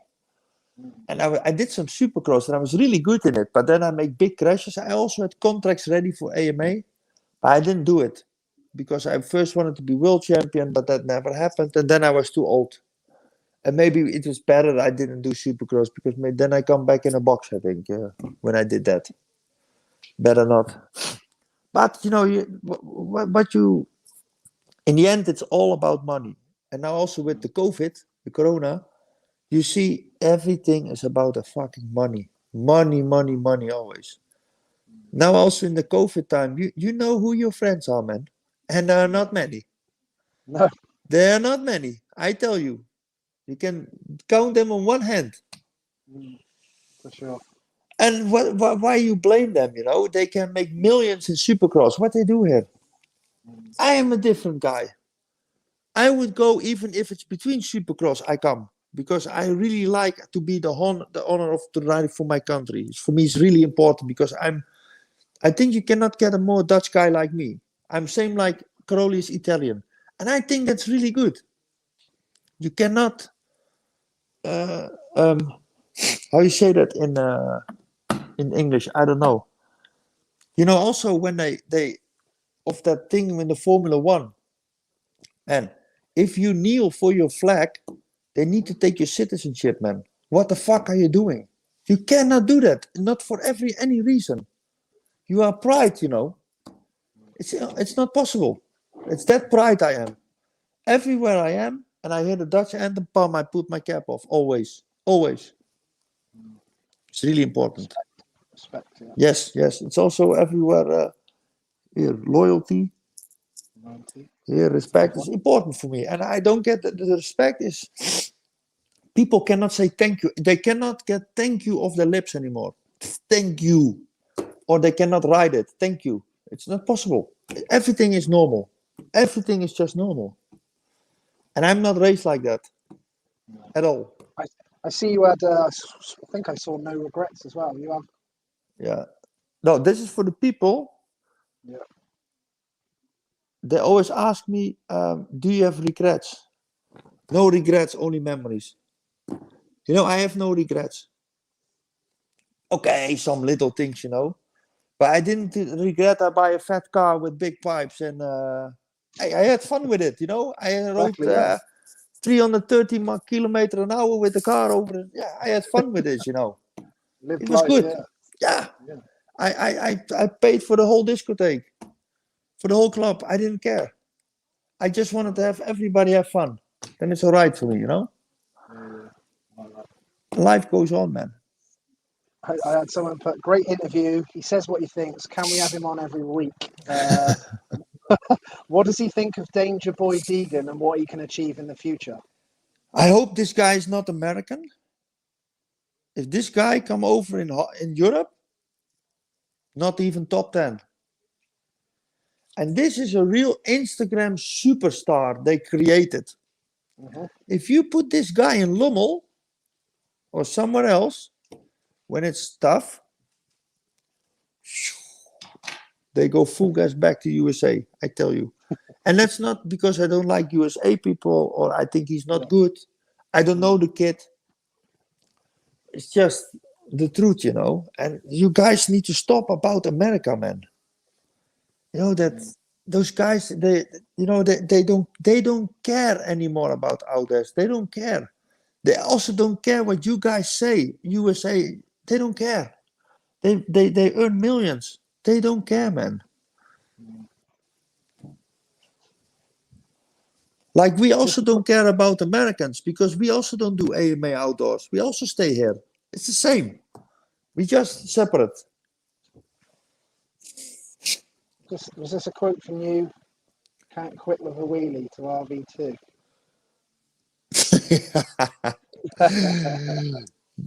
Yo, also this guy, he completely underestimated the European tracks. I know how he did it. You know, he came. If he really wanted to succeed, because you see in Thailand he won, eh? Was it Indonesia? Thailand, I think.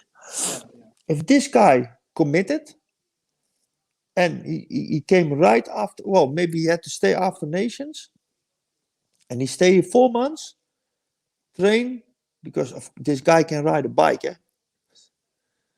If he stayed here, committed, took a house here, then I gave him a really good chance to ride top 3 in the World Championship. But how he approached it, impossible. Impossible. Yeah, and then he make a wheelie and then he quit. But that's not possible. But like I say, he don't care, man. He took the money and he did some GPs. He failed. He don't care, man. He don't care. What do you think about the whole thing about the possibilities of it all going electric and all that? Oh, I don't want to talk about that. Eh? Oh. Can you imagine that? I heard in 2 years they want to go 3 decibels lower also again. Oh, God. But what I don't understand is why they, for MotoGP, they open up in the weekend. Why can we not do that for motocross? I don't know, but I think it's politics. But, you know, it's not us who... it's not the GP riders on the tracks who blow it, you know. It's the hobby riders who buy a Yoshimura pipe from USA. Of course, I also like a lot of sound. But don't do that because you guys blow it, man. You blow it. Mm. The amateurs, they stop it. But okay. I just see a goon photo, man. No, man, that's a shit photo. That's fun. It's like That's in beach 2000. racing, isn't it? It's beach Yeah, that's the 2006 Red Bull Knockout. That's a complete stock Yamaha. racing, is it? I won that race. And then in the evening, because it's in November, again the whole club drank from me. Did they? Yeah, I didn't receive the money yet, but everybody drank from me. You good for time, Mark? I know I don't want to keep you too long. I know you've No, got a I busy go day. good. I go good. But in 20 minutes I go sleep because I have 5 o'clock your time. I have the flight to Mantova tomorrow. All right, it's a busy day, busy day. Always busy. Yeah, not normal. In Fascinating. my head, it's very busy. Yeah.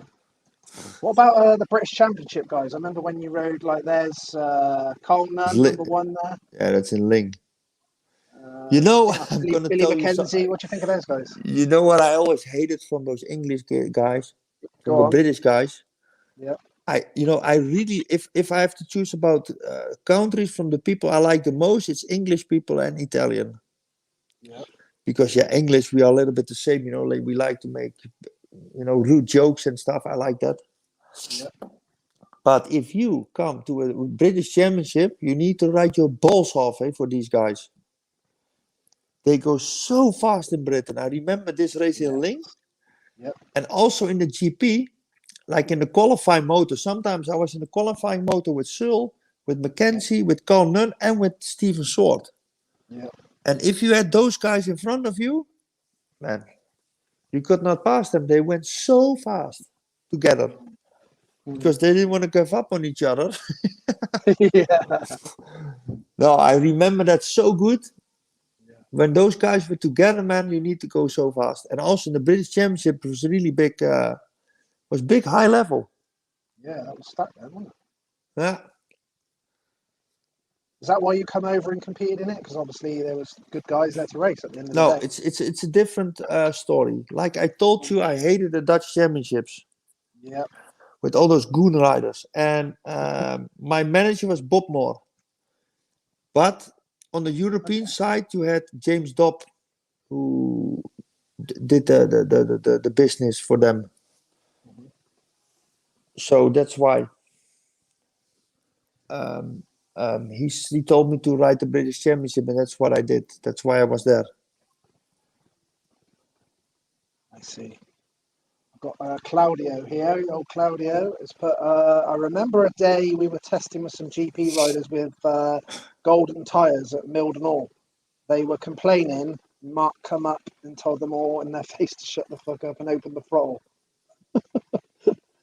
They not like him no more.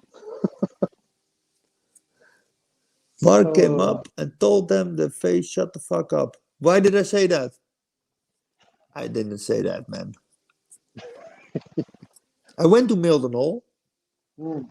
But the thing is, what I don't understand in England, you pay 30 to 40 pounds to ride in sessions on shit tracks.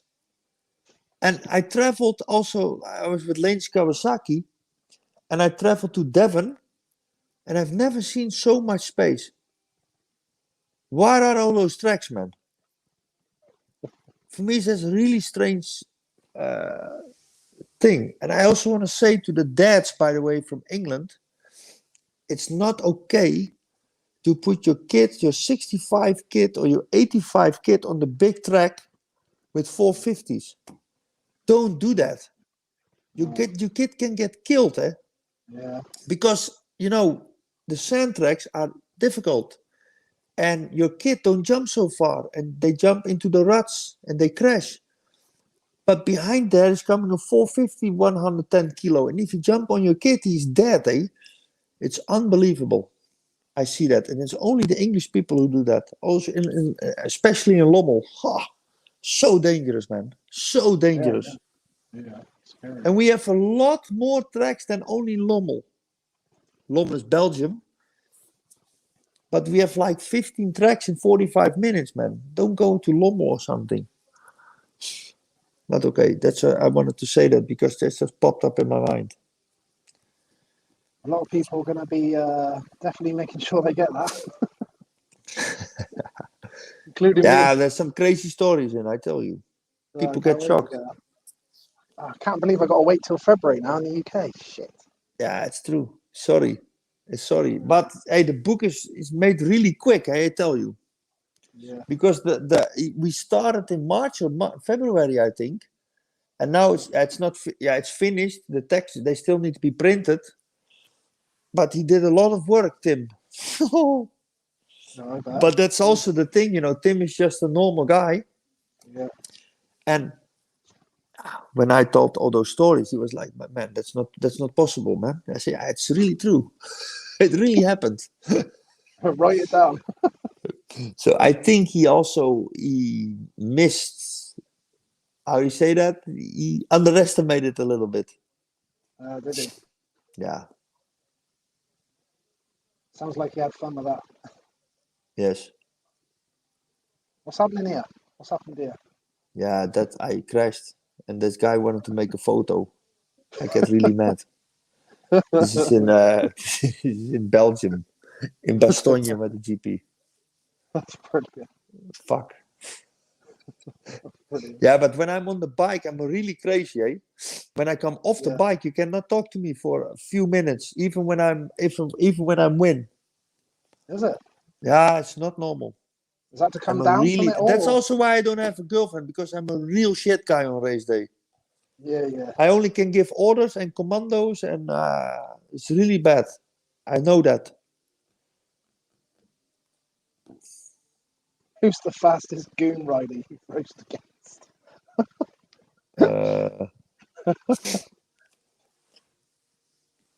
Philip McCullough. That's a really Oh, I fast see. goon rider. Man, he came also to every GP also. But I like him. He's a good guy. But man, they smash some money for this guy for nothing. But he's a fun guy because he always ride nations and stuff for Ireland. But I was going to say, he's the Irish guy, isn't he? That's what I yeah, remember him. Jesus. Hey. But I like him. Was there any guys that you always used to always clash with on the track in general? Yes. Who were they? I was a lot in contact with. Let me see. What time was that?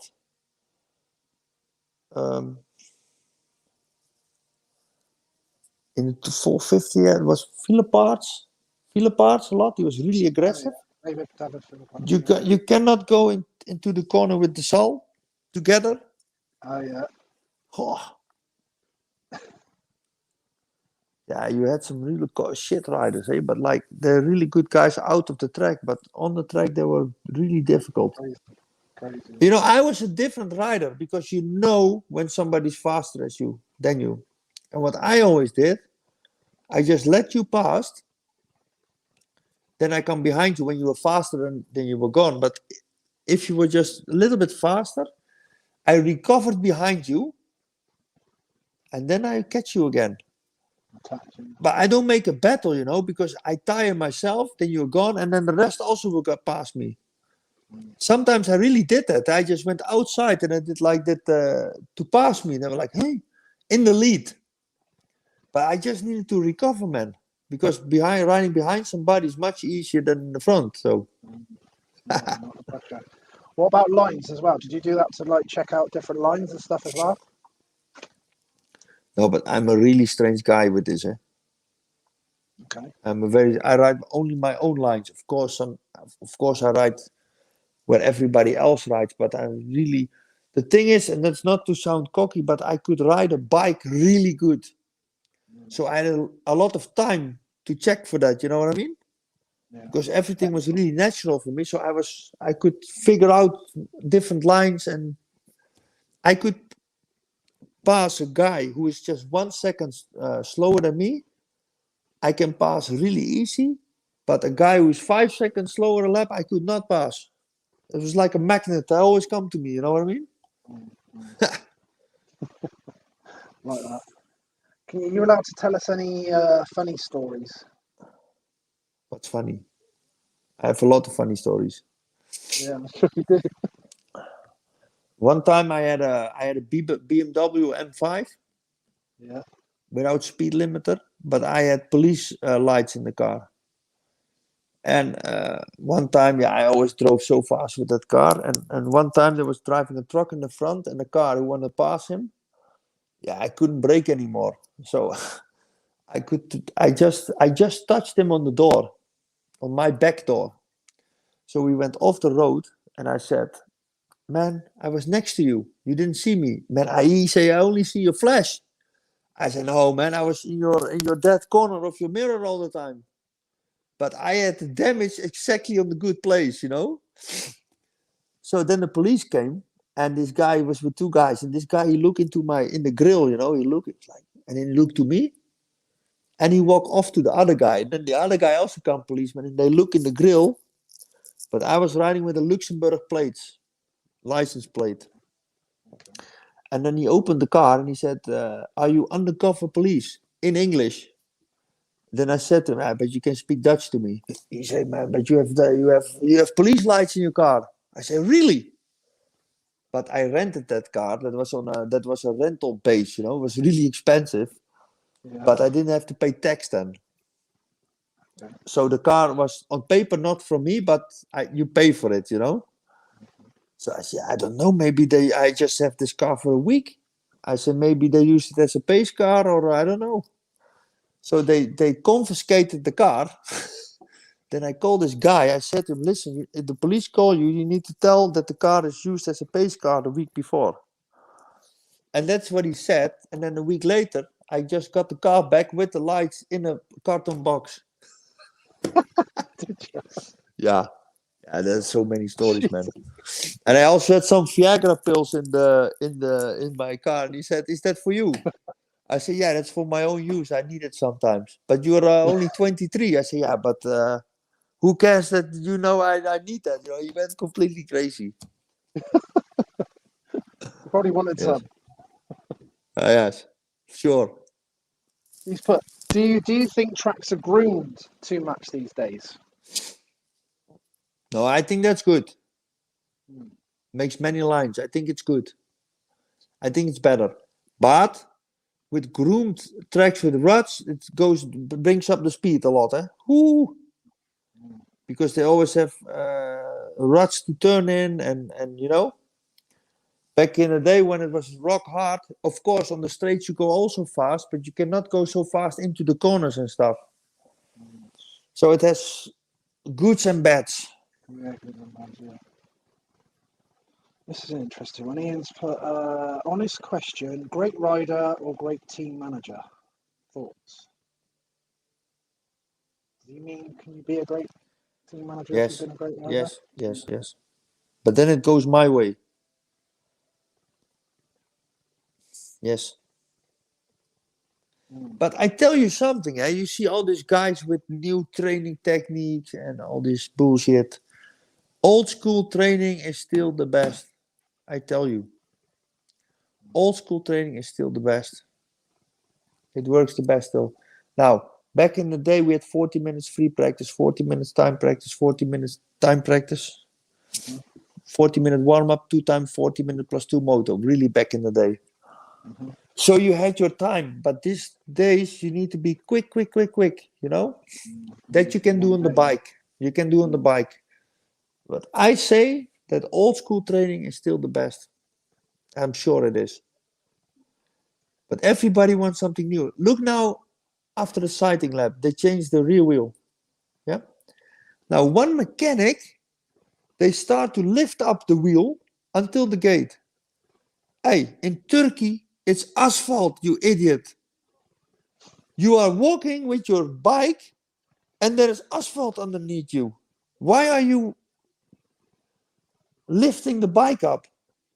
And everybody do it. They're all sheeps. They just follow each other. You know what I mean? Jesus, man. I get really crazy from that. Old school is the best. Do all the riders take to that though? Sorry? Do all the riders do they actually like the old school training now? That's the No, problem. they don't. They hate it. Yeah, They hate it. They don't like to train men. no. Some of them, of course, some are winners, Yeah, but yeah. there's always something wrong. Or you have a rider who want to train really hard outside the track, but they miss it on the bike.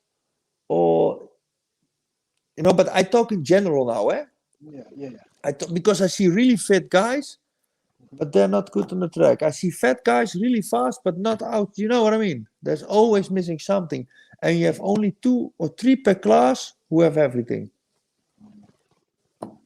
That's it. That's the boys who get the job done. Yeah. This is an interesting question. Larry Kessel here put, "Hi Mark, my son has had a bad year suffering from arm pump. Do you have any recommendations to help cure it?" He needs to wank more. No. One arm. That was a joke. You need to switch a little bit. Now, Oh, you're killing me. yeah, you have many theories about this, many theories about this, but I also had arm pump, of course, but I also thought I had arm pump. I was so crazy a few days,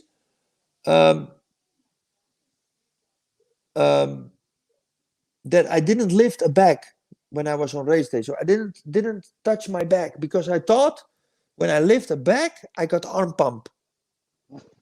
Yeah, I had arm pump. I did like this before the start. Oh, arm pump. Yeah. In the first corner, Yeah, I have arm bars and pump. that, yeah. I have arm Yeah. pump. Now, you can have two. There's also a possibility your suspension is not good. It's possible. You have the wrong grips. When your grips are really thin, you need to squeeze really hard. I ride with really thick grips. So then you have something to hold on. I don't squeeze so much. Maybe your handlebar is too much to the front. Also a big mistake. Yeah, your handlebar needs to be in the line of the fork from the side. When you have your handlebar, don't be not like this. It needs to be in one line with the fork. And then in the end, maybe you can have the problem with your underarms. They need to open it. Yeah. See a few have had that. But I don't see that so much. It's excuses, quick excuse. I don't say his son is the excuse, because I think he's like a hobby rider or a hobby, not a professional rider. So I think there can be many things wrong, you know what I mean? Before you go make surgery. Because that's the thing, the first thing, man, you need surgery. But but they still have many things wrong, so. Someone's reminiscing about the Hawkstone again, look. I remember seeing Mark riding the Hawkstone on the KTM again on the 125. Love that though, didn't it? Yeah, they loved, but it was also really crazy, eh? Yeah. Very crazy, because that year before I finished. Where is Mark gone?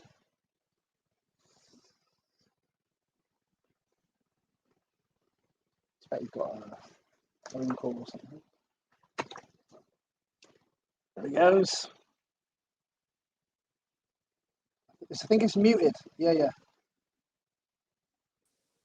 I think after some times they pull me off. What do I want to say? Oh yeah, because the year before I finished not so good in the World Championship. I was riding the last few races I was riding on the KTM, because I switched in 2002 from Yamaha to KTM, and that was the first race, or maybe the second, I don't know. And I went 1-1-1. But I love Hoxton Park. I think you have to look it up. I think every race I entered in Hoxton Park, I was on the podium. It's one of my favorite tracks. My battery's low. But we talked 2 hours almost, and I said I'm not going to talk for 2 hours. I know, you said that. So many guys do that. We're not going to talk long. But we can also do it. I really like this, so we can do it another time also. Another one. Yeah, that'd be cool. That'd be cool, Mark. Yeah, if we don't. We do that. I like this also. I like these questions. Cool. Because this makes my head empty also. That I Yes. can say what I think, because a lot of things going on. Yeah. No. I get you, mate. I get you. What Okay. about any other sports? Do you like any other sports you watch or do? I only do sports where I can win.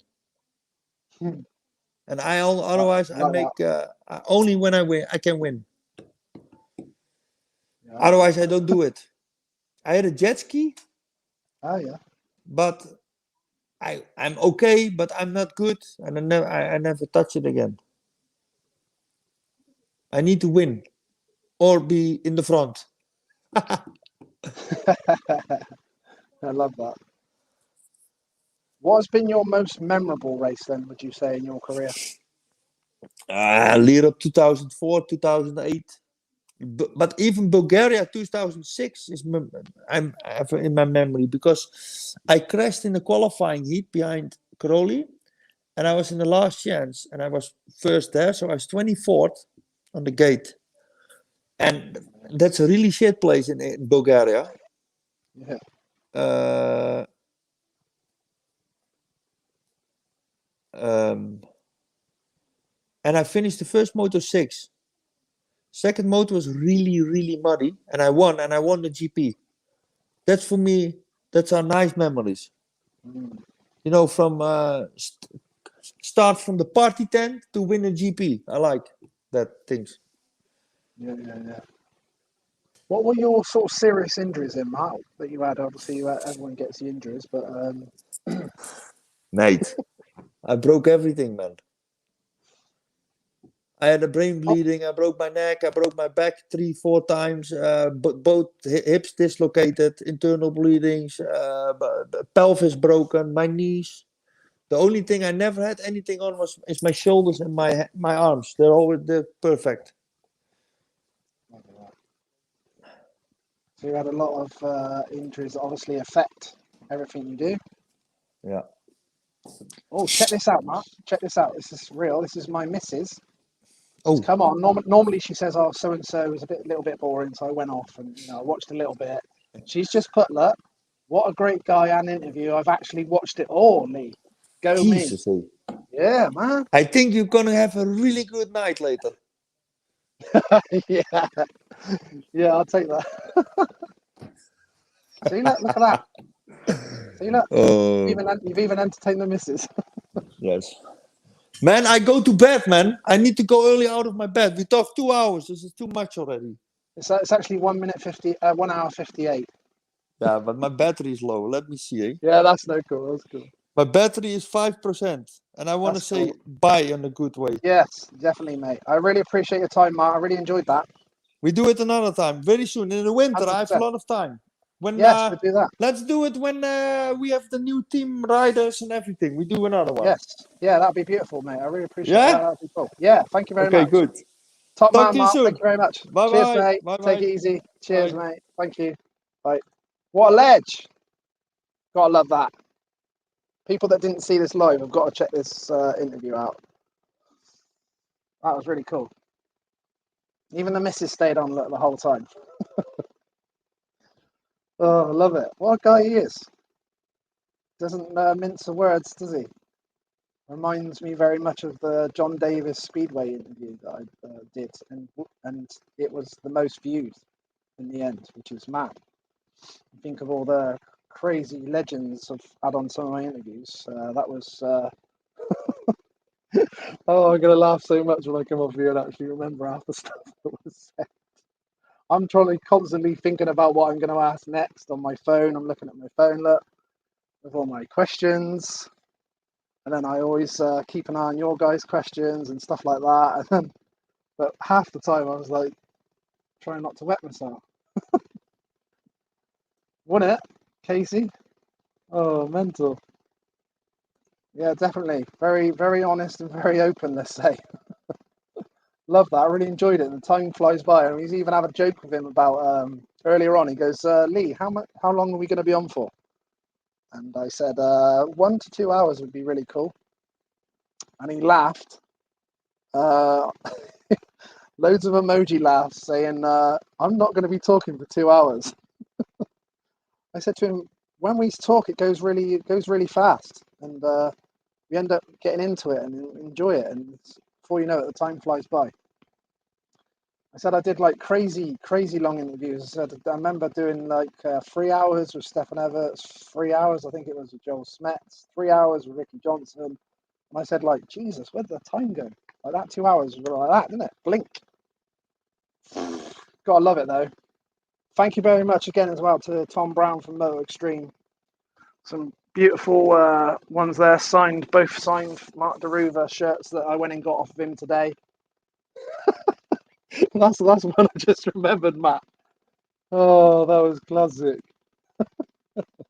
Hope you don't understand that. Oh god, he needs to wank more. Oh dear. Brilliant. What a classic. Oh. Philip Young. Oh, thank you very much, mate. I really appreciate that. I won't lie, I was really nervous tonight. I know people have said to me as well, some people have said to me, not obviously on here, but have said to me and stuff about, Lee, don't try to be such a fanboy so much. You know, you've done a few interviews now, don't be such a fanboy. I was talking to Tom Brown about this today, and I'm like, that's what I am. I am a fanboy. It's like, I don't care.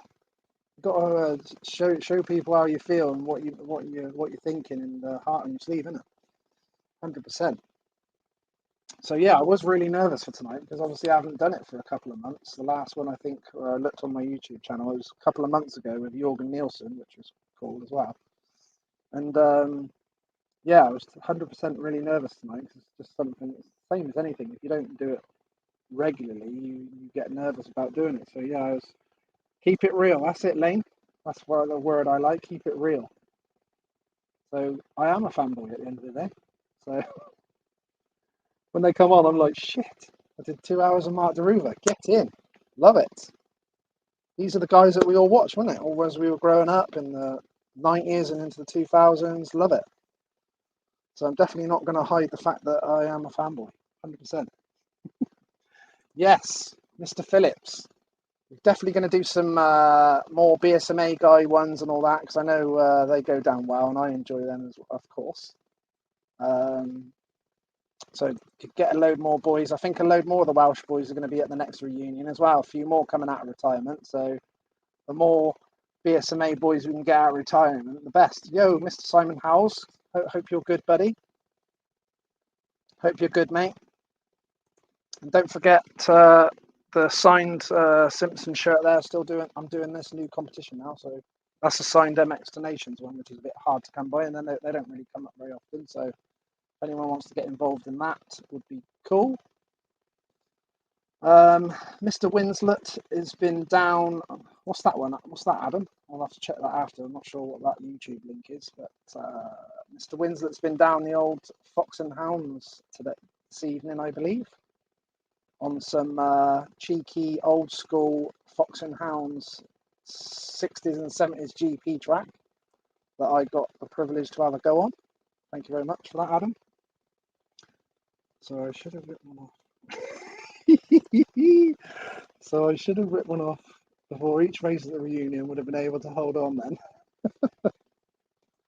Yeah, but that's an uneven thing, surely. Do you have to keep changing hands to get like 50-50? Can't have none in one, can you? Oh dear, so bad. But what a classic. I need to like watch some of that back because I was like looking at all your questions, trying to take in both. Thanks for all coming on anyway, but we definitely got because people need to see that. That was funny. He's brilliant. I think I wrote on some of my posts, don't miss tonight. He's very charismatic and says things how they are. So I did say to the missus before I come on, I was like, should be fun tonight, I think she was like doing that, like, yeah, it will be. I'll watch for 5 minutes and then I'll be like, but yeah, so it's quite cool that she come on at the end there and said she watched the whole thing. Say no more. Yeah, definitely is. that was really cool. I enjoyed that, and that was cool as well about him saying that when they get the new riders for next year, the GP and all that, and hopefully as well that'll be the case for a lot of the riders. Obviously, we go into the winter as well, get to speak to a lot of them. They have a bit more time, not so rushed and stuff. I have spoke to a lot of riders that I really want to do an interview with, but they're still in the busy times, aren't they? Same with the speedway riders as well. Spoke to a lot of really cool riders that I want to get some interviews with. So hopefully over the coming months into the winter, going up to Christmas and the new year, hopefully I'll be able to get loads of cool interviews going for you guys. And so I can 100% be a fanboy. Yes. I'll always be a fanboy. Don't change anything. It will just go easy into places for sure. Hopefully the number of live viewers can increase Facebook groups. Yes, mate. I think when I first sort of done the interviews, did a lot of written ones and everything. Like I said, none of it was a plan. Maybe it was just the timing of the lockdown and things like that. People were obviously stuck indoors, obviously, so they got to go on all the interviews and everything, which was really cool. But obviously, we know everyone's busy these day and age. That's why I like the fact that you can record it, so people will get to see this afterwards, which is a cool thing. That's why I like that it goes onto my YouTube channel, which is you can go on there and subscribe on my YouTube channel. It's for free. Just go on to Motocross and Spear Memories on YouTube, and you can. That's why I like it, because you can. All the interviews go there. Let me see if I can put it up there. See it. There, look, Motocross and Spear Memories, and you'll see, look, Marc De Reuver goes on there, look. And then you can literally like catch up with all of them. Like maybe there's not a lot. Hopefully we can get them out there even more, and people can see because there's so many on there now. Probably a lot of people missed some of them. There's some crazy the cool riders on there. Unbelievable. Still can't believe it to this day how many legends I've spoke to. I want to actually watch some of them myself when I get some more time to watch some of these. It's unbelievable. But yeah, go on there, fill it. There's loads on there, mate. Well, probably like getting towards hundreds now, I would say. But yeah, it was really cool. Thanks to Adam Winslet as well. He got me onto this live stream, which has helped out a lot. Taking it to the next level, that 100%. I think a lot of guys can thank Adam out there that have gone onto this StreamYard through when Adam was doing his interviews